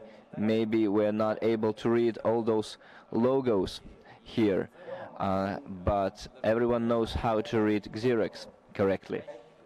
But many of our partners, our clients, said that our company has a very huge mission, and I'll try to explain you what mission is this. So let's go back to 2002, when everyone says that there will be no papers at all, and we'll have only electronic documents, and nobody needs paper anymore.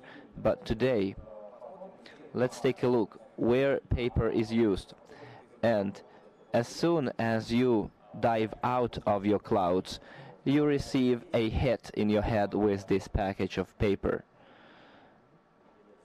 It's here, it's here, it's even here. You have your tablet, but you have paper, and then we have papers in these folders, paper everywhere. And let me give you a couple of figures, quite specific statistical data. This is dying movement, dying area I'm working at. It increased 50% compared to 2002. So when I'm asked, in your opinion, will the day come when there will be no paper at all? And I tell them, I don't know, but I have facts and I can share them with you. 15 years have passed and the consumption of paper increased by 47% in Belarus only.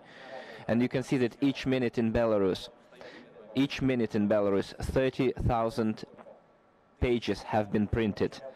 So just make your own math, how many pages were printed while I was speaking here. So let me give you a couple of facts.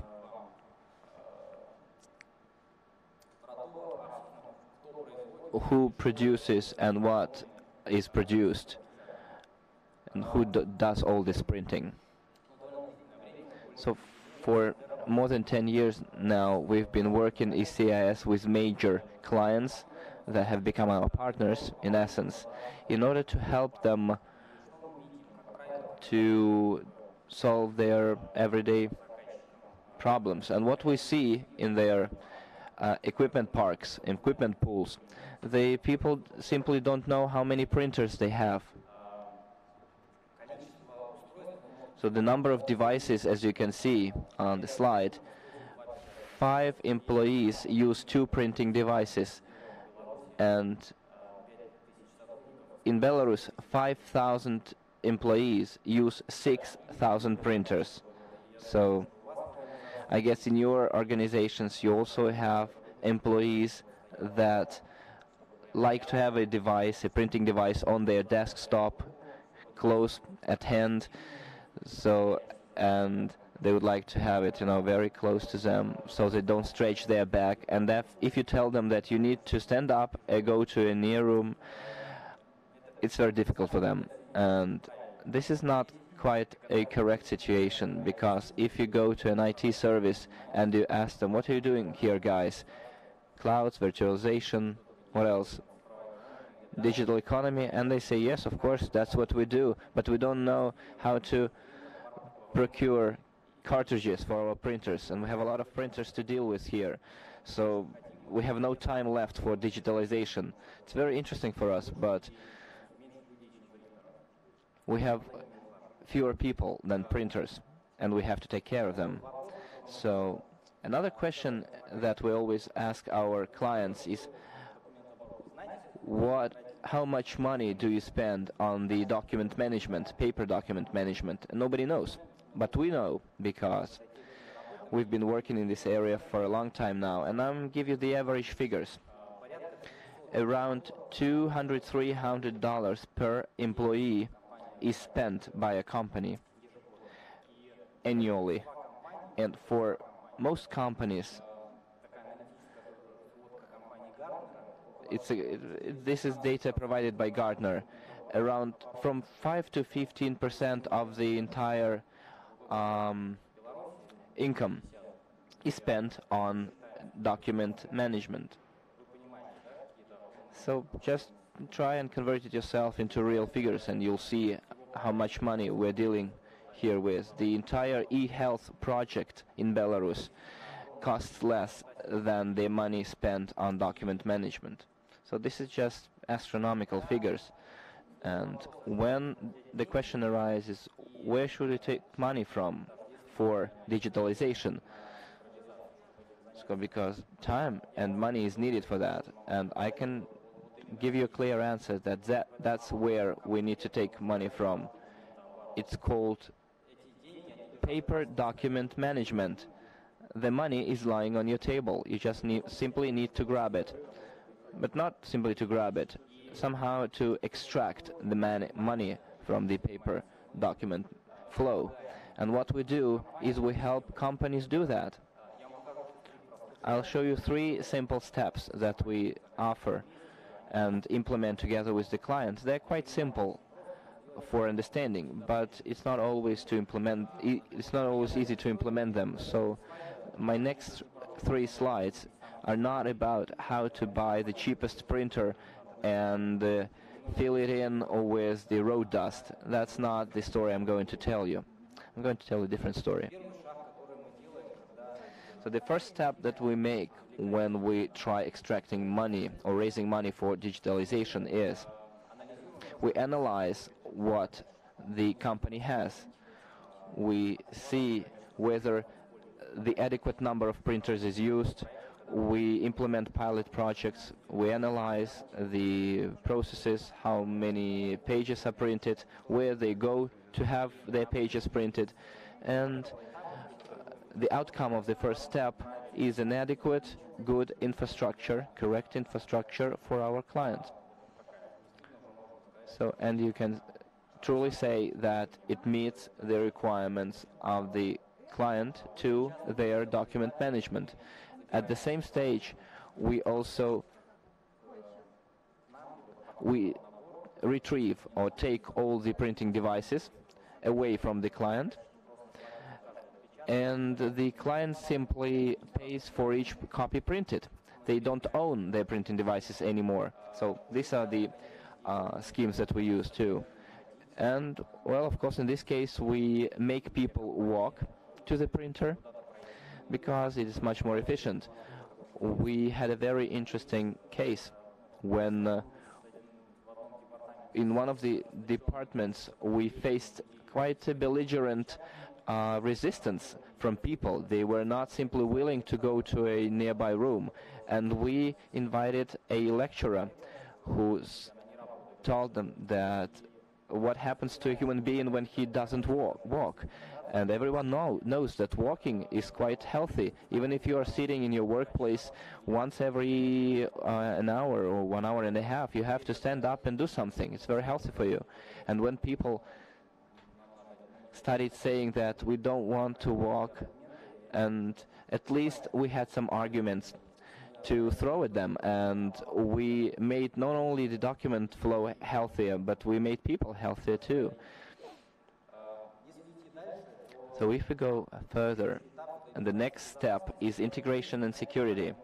At that step, we implement into the infrastructure a number of solutions that allow us in real time to track the costs spent on printing. After that step, we provide either monthly or quarterly reports, statistical reports on who prints what, prints where, how much money and time is spent on printing, and the client from the condition when he went from the situation when he had no idea how much money the document flow costs, comes to the situation when he knows everything. And from that position, he can start making adequate decisions and start asking questions, why we spend so much money on printing? And then only then you can develop this topic. And lastly, automation and simplification. So this is the last step when we study the business processes of the client and try to adapt our devices to their needs, the printing devices.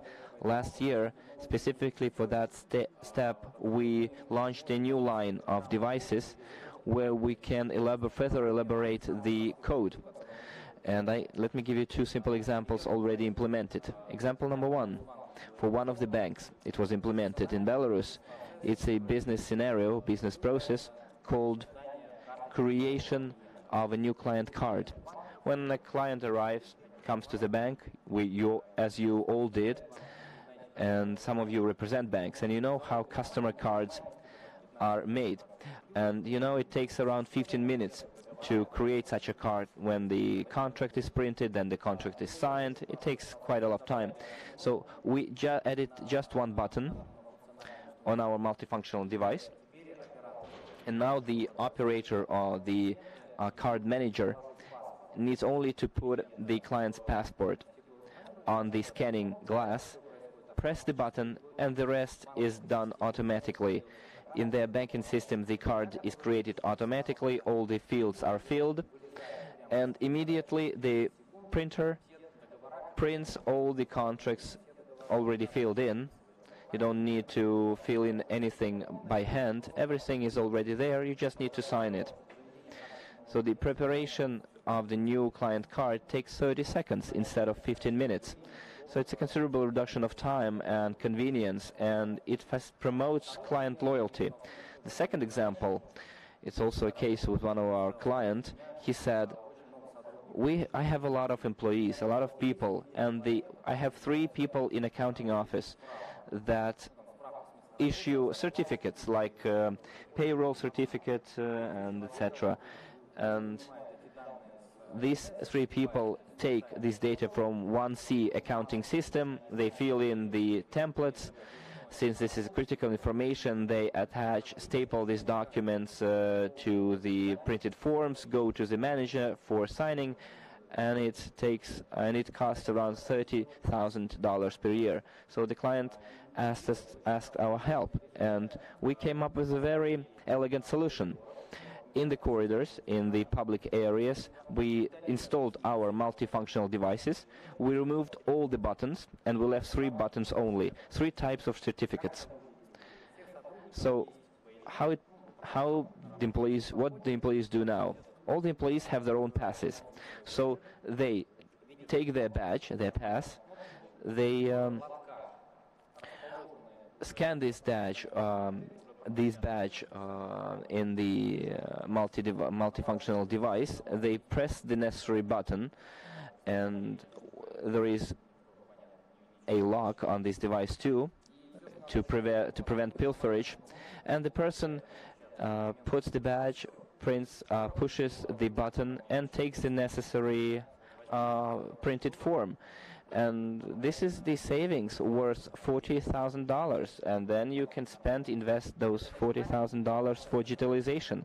So these are only 2 small processes, and this is things that we do, and we help transform, that we help to remove this great barrier and reduce those enormous costs and invest them into something more useful. So these are our clients that we helped, respectable, reputable companies. There are a lot of positive feedback about our work, and the level of satisfaction with our services is quite high, and we will be very glad to see your company among our customers too. I won't think you'll regret it. We've been dealing with this area for a lot of time now, and I guess we're the only company on the market with the deep understanding of all the document flow related processes. And most importantly is that we have an office in Belarus. We have 11 people working in it, so if something goes wrong, you can come to our office, and you'll find a person to shift your blame on. And if we always manage our contracts, and we have physical presence in order to be able to help our clients.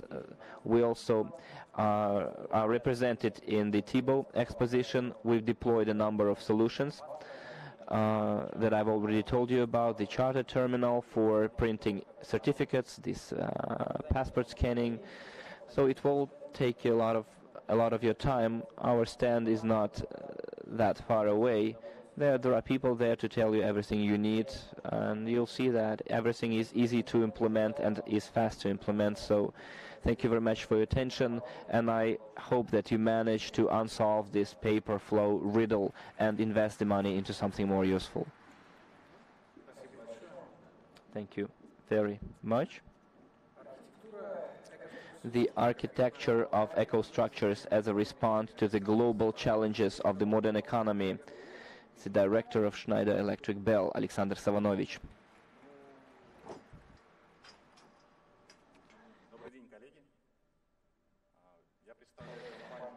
Good morning, distinguished colleagues. I represent Schneider Bell Company. We are part of the international company Schneider Electric, which is a major international player with the income of 26.6 billion euros, with a good diversification across the globe. We are represented to a great extent in new economies. As the colleague from Xerox, when talking about the development of companies, said that they've been working for 80 years now, and call themselves dinosaurs, and we have been present in the market for 180 years. So what should we call ourselves?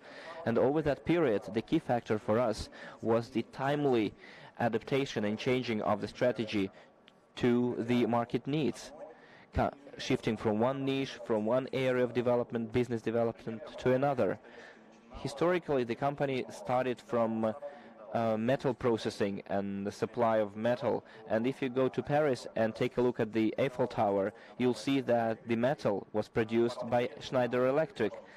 And there is a portrait on the Eiffel Tower of the people who participated in the construction. And one of the portraits is one of the Schneider's brothers. In the early 20th century, the company started working with electricity energy distribution, then automation. Now we're facing a new challenge, digital technologies, new trends. And if we take a look at how our society develops, what are the global trends are there? So I guess we can notice.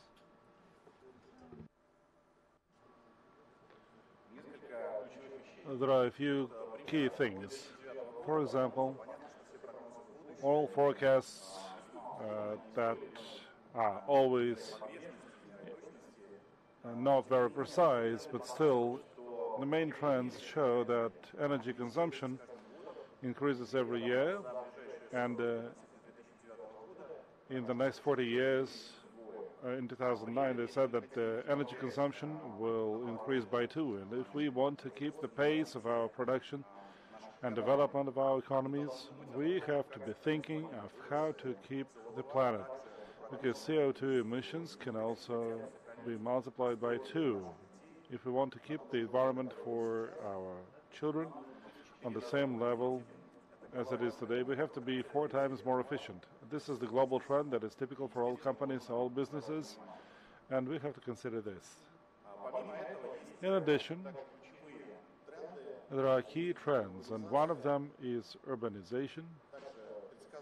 Also, there's a forecast that by 2050, about 2.5 billion people will be living in cities. If you divide the number of people by the number of years in which this will happen, if all of them move into one city, then every year a new megapolis like Moscow, Berlin have to emerge. So this is another challenge that we are facing, because there are challenges of the conditions and the infrastructure. Moreover, at the TIBA exhibition, we discuss ICT. Their penetration in our life and in the digital economy cannot be overestimated. In addition, industrialization, indeed, the number of workplaces is reduced at enterprises, and the productivity is quite high at enterprises, and it is real pleasure to see these trends in Belarus. For example, we talked to Savushkin Produkt, dairy producer, and they said the number of their employees after they automated their inventory decreased from several hundred people down to 50, 60. But they did not fire anyone. They keep jobs, they keep places in house, but they move them to different positions, and again, the efficiency of production grows significantly. Speaking of the challenges that these trends create, definitely penetration of information and communication technologies and penetration of the positive effects that they bring cannot be but noticed. And today, 2 worlds collide, IT world and OT world.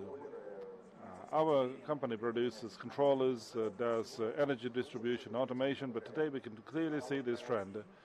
And IoT technologies, Internet of Things, are implemented everywhere. There was a very good example mentioned by our colleague from Microsoft when he referred to the transfer from horses to cars, and then Detroit suffered from fading out car production, and the Stone Age was not over because there were not stone left. Simply, if we ignore changes, then we will be out of the market. Digital world. Indeed, we live in the digital world, and the technologies that were some 10 or 20 years ago to be imagined, today these technologies are everywhere, and they are developing at a tremendous speed. Speaking of a number of connected devices, I believe every one of us can eyewitness that this trend is growing, and the number of connected devices is more than the number of people connected to the network. It is clear that this trend is developing fast, and any manufacturer of any equipment is trying for his or her systems to be connected to the network, for us to be able to remotely control, see them, and generate an additional value. I would like to mention one important thing. Not only the technologies that penetrate into our life change, but also the companies that are in the market, businesses that are in the market are changing. And 4.0 technology and IoT will change will change the world. 33 companies will be out of business. We know such examples as Nokia or Kodak that were not able to transform in time, and then these huge global companies collapsed. And I would like to refer to an example that I could see at the beginning of the year. I attended the presentation by one of the managers of the company selling electricity. In fact, this is a networking company that sells electricity in Spain. In two large regions in Spain, they supply electricity to these regions. When telling about his vision of the future, of how they project their development, you can imagine what these energy suppliers are. You understand how this happens in Belarus.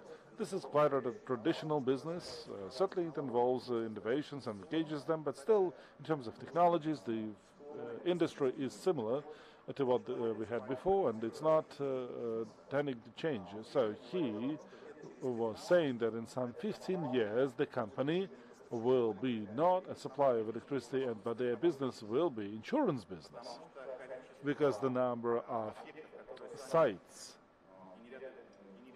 generating electricity themselves and the number of small enterprises, factories that would produce electricity is growing every single day. They will not need electricity in the future. They will simply need a backup reserve at a certain moment of time.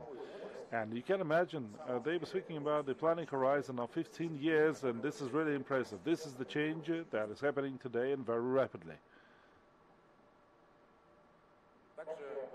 Also, it is important to say that from the point of view of attractiveness for investors, for where people invest money into, what they consider as business, prospective business, they consider Internet of Things as one of the most important. It is number one.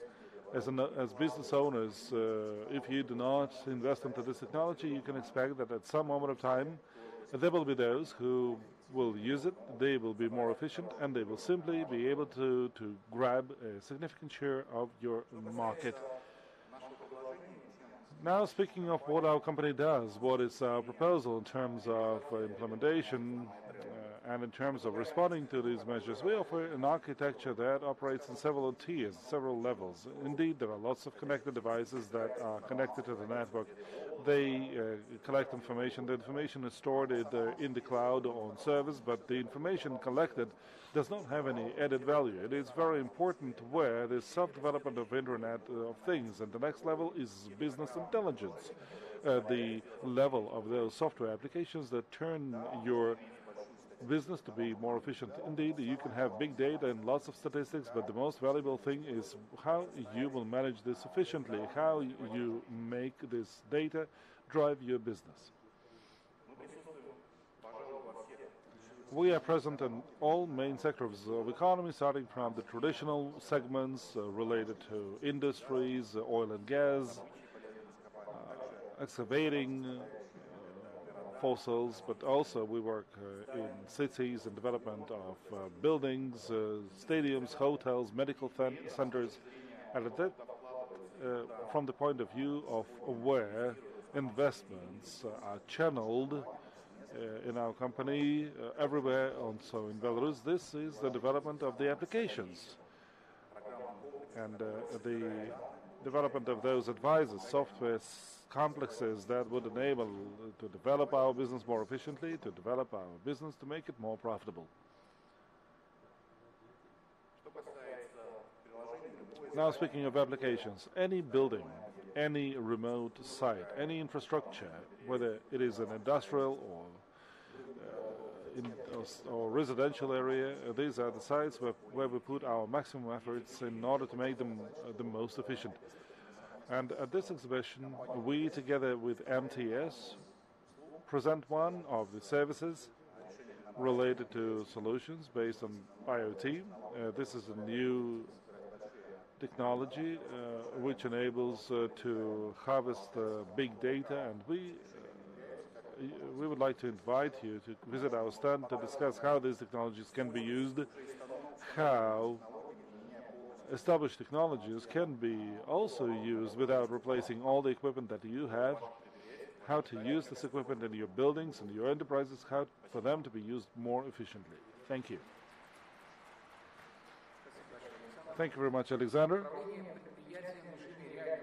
Real-time enterprise management using new ERP solutions. This presentation is to be made by Lubomir Garadshov, the IT director from Schneider Group, Russia. Thank you. I have to excuse him, he's stuck in Moscow. So I took over. I'm Stefan Hoffmann from Schneider Group in Minsk, and I'm head of business development. I want to speak today about real-time enterprise management using ERP solutions. Our presentation is quite small, and the content is following. предприятием в режиме реального времени с помощью новых ERP-решений. Презентация короткая. Yeah. Good. The problem nowadays is that all businesses, all enterprises have gathered a lot of information. How to deal with this information? In the past, we used management reports. Nowadays, these reports will be up to 20, 30 pages. Of course, nobody can read this. That's why ERP systems are gathering all this information and creating a cockpit where you can see what is really important for you to make real decisions. This dashboards shown here are not only using, like in this case, for HR management, also for production, logistics, etc.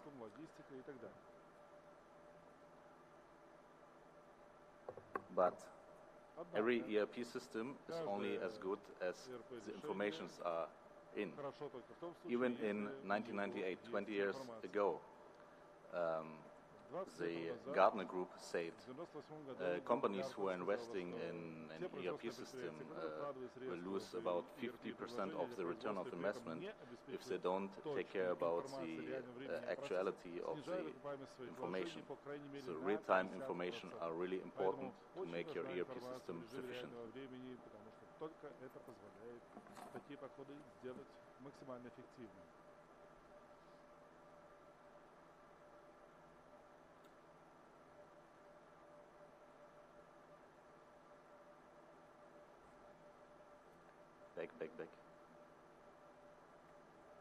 Back. What does real-time ERP means? We need to know the real figures of the production, sales, logistics, and warehouse, what we have in the stock. We need to know about the whole production chain. We need to know when we have to order a new spare part, etc. Yeah. And we have to plan this on time. Let me focus on one example out of the paper industry. There, they're using ERP systems in the production, focusing on preventive maintenance. In the paper industry, the production runs by 10 meters per second, and when their machine is collapsing, if you just think about the number of 10 meters per second, the production is still ongoing, and to stop this paper running production, you need about 1 minute. In reality, means that you're creating a paper line about of 500 meters in your factory.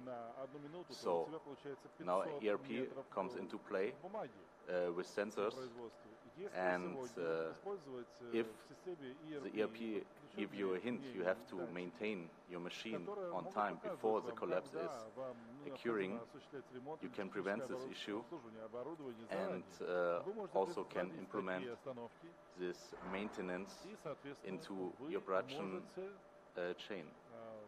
The paper industry could decrease the downfall of the production by 90% by using ERP into their production. Yeah. ERP means that we synchronize the planning of everything, production, purchase and logistics.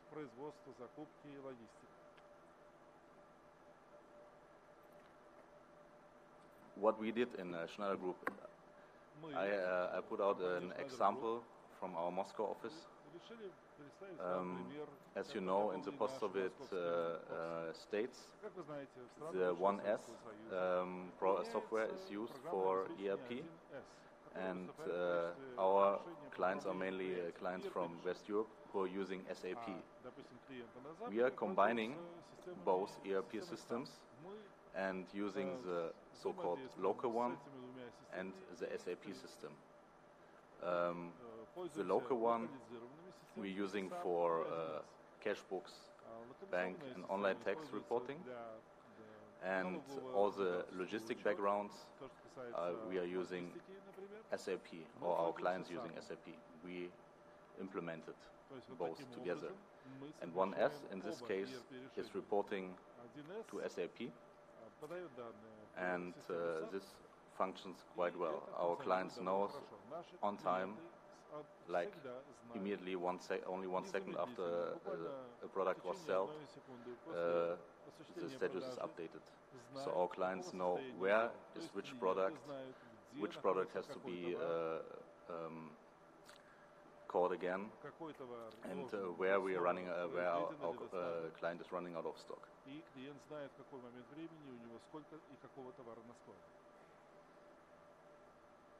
Yeah. Currently, we also working on a new project to implement ERP system into a plant to implement SAP up to the to implement the production into SAP to know when we have to order new supplies, when we have to do the preventive maintenance, and everything. Everything is led by sensors, by warehouse stocks to SAP, and SAP then will write directly an order, only supervised by controllers in the factory, so highly optimized. And in the future, we would like to have like an information hub, which allows the top management, or which allows to enable the top management to take the correct decisions on the information hub. So all the information are gathered in this hub, from also from production, from human resources, logistics, etc., and will be visible for all the relevant managers.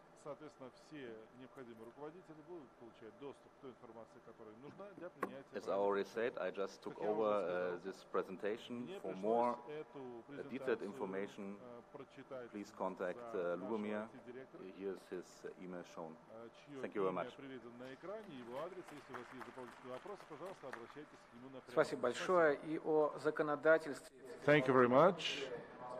And now Andrei Nareika, chairperson of the board of Belarusian Association, is going to tell us about digital economy and legislation. Dear friends, I represent Belinfocom Association. Our association unites mobile operators, internet providers, system integrators. This year we've celebrated 11 years, and we've achieved quite a lot over the past years. I would like to tell a few words about the legislation on digital economy. The association was created specifically to solve the issues of interaction with governmental authorities. Some things are easy to do, others are not, but nevertheless the process is going on and cannot be stopped. Our association is a member of the advisory councils of the Ministry of Information and Communication, operation centers, and the Ministry of Anti-Monopoly Regulation and Trade. A few words about the digital economy. We are living in the era of digital economy. we buy things on the internet, we pay for utilities on the web, and some of the processes change. We mentioned Uber too. Uber is also an aspect of digital economy. 3.7 million households in Belarus and 1.8 million are already connected to the fiber optic internet, and hopefully in future this process will persist. In order to develop this process, we need the relevant infrastructure, and that's what we do. This is the pipeline that those data go through, and we need those data to go fast. And the issues that we deal with are solved, but they are solved very slowly.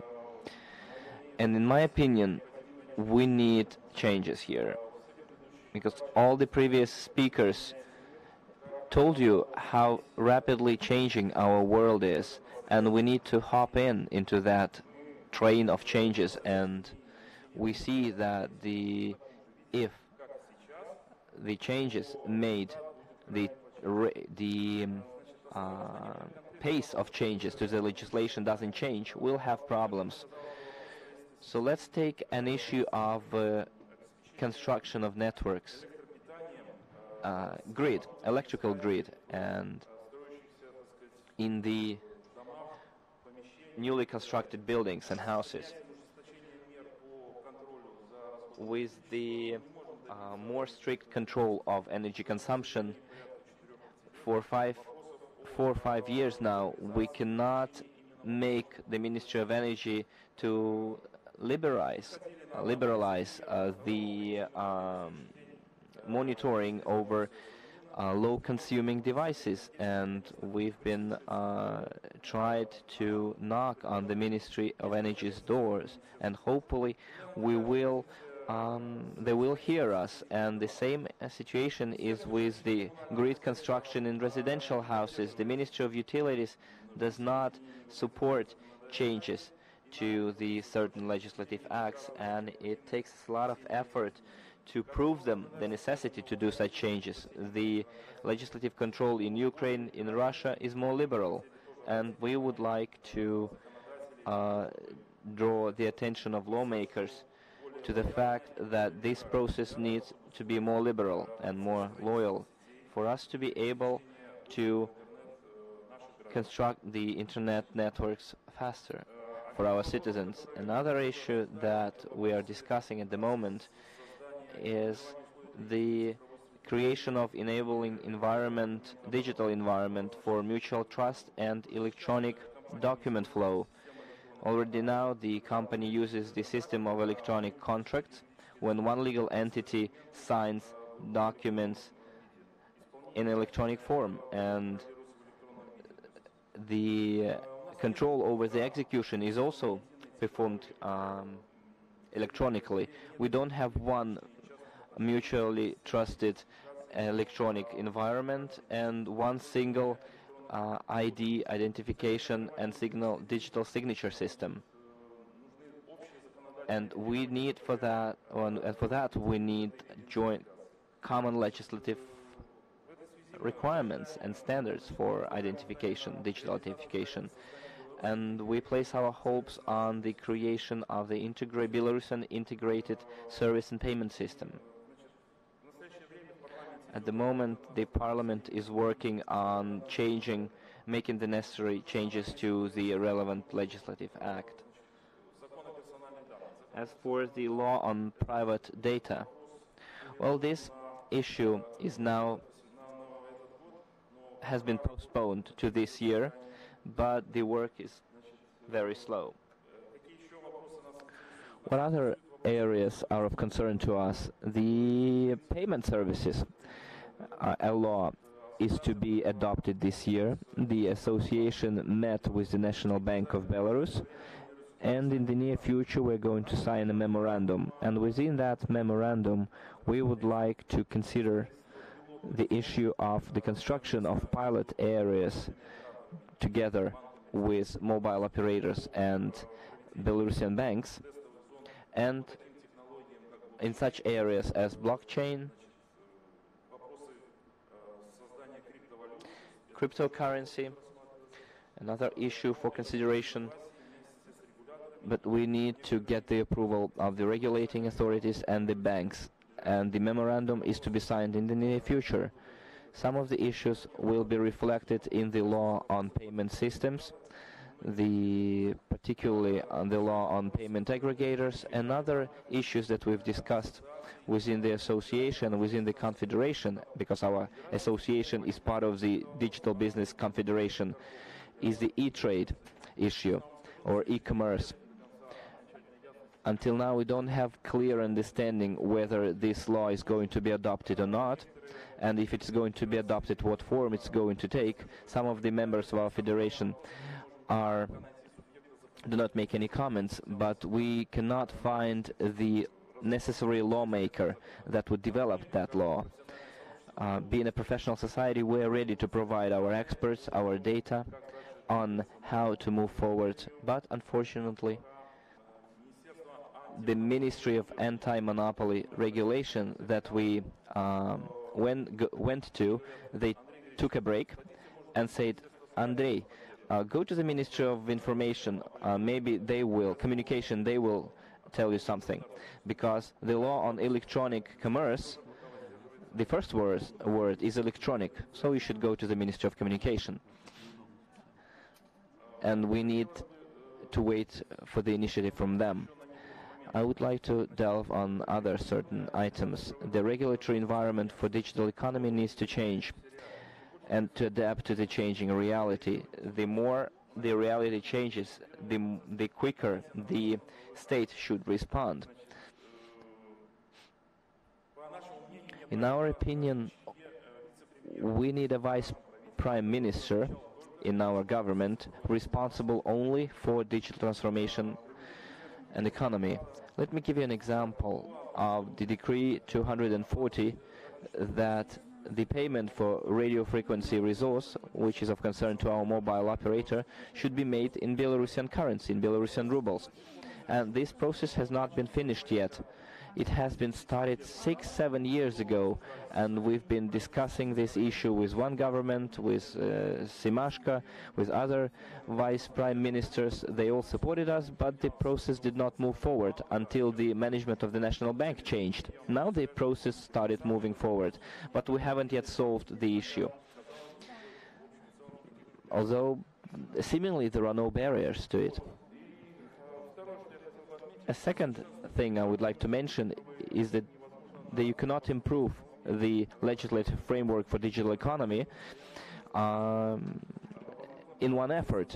This is a continuous process, and we'll need some centers of competence where the specialists will have the necessary knowledge and skills not only in lawmaking but also in IT. And in our opinion, an interaction with academia, IT academia, is needed. It's a confederation of digital business and professional unions. At the moment, our organization tries to track and participate in the process of development of legislative and legal acts, but not always lawmakers are happy with our initiatives. Many important issues for ICT entities become available to us after those pieces of legislation are adopted.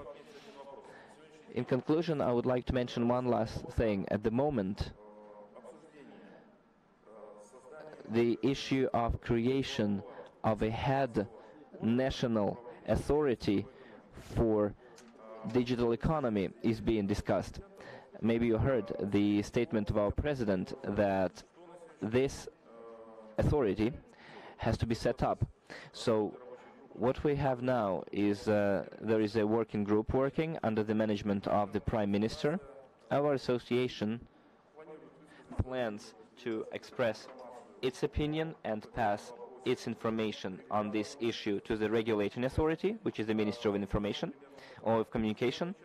And So our position is the digital transformation of economy is impossible without strict regulation of specific measures in this area and the creation of the regulatory innovative environment for the implementation of innovative products in all spheres of Belarusian society.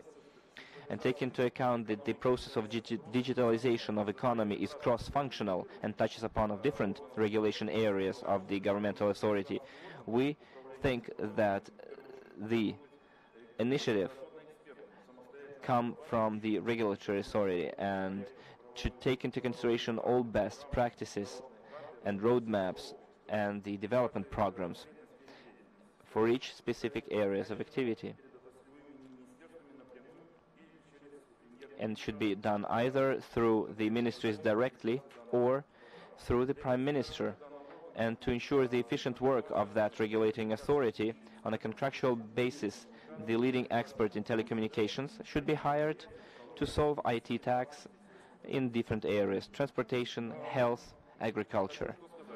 What I want to add is that we would like to see a separate governmental authority subordinate to none. It should be an independent, fully independent authority, regulating authority that would be free from any business entity in order to be able to do and to deal with digital economy of Belarus in different areas, different spheres of our activity. And lastly, I liked how one of the previous speakers said that only health ambitions of the government can lead to positive and big results in on this issue. Thank you for your attention.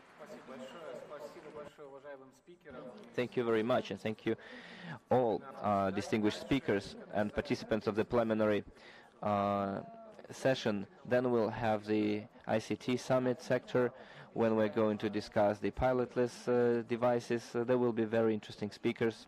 Please attend.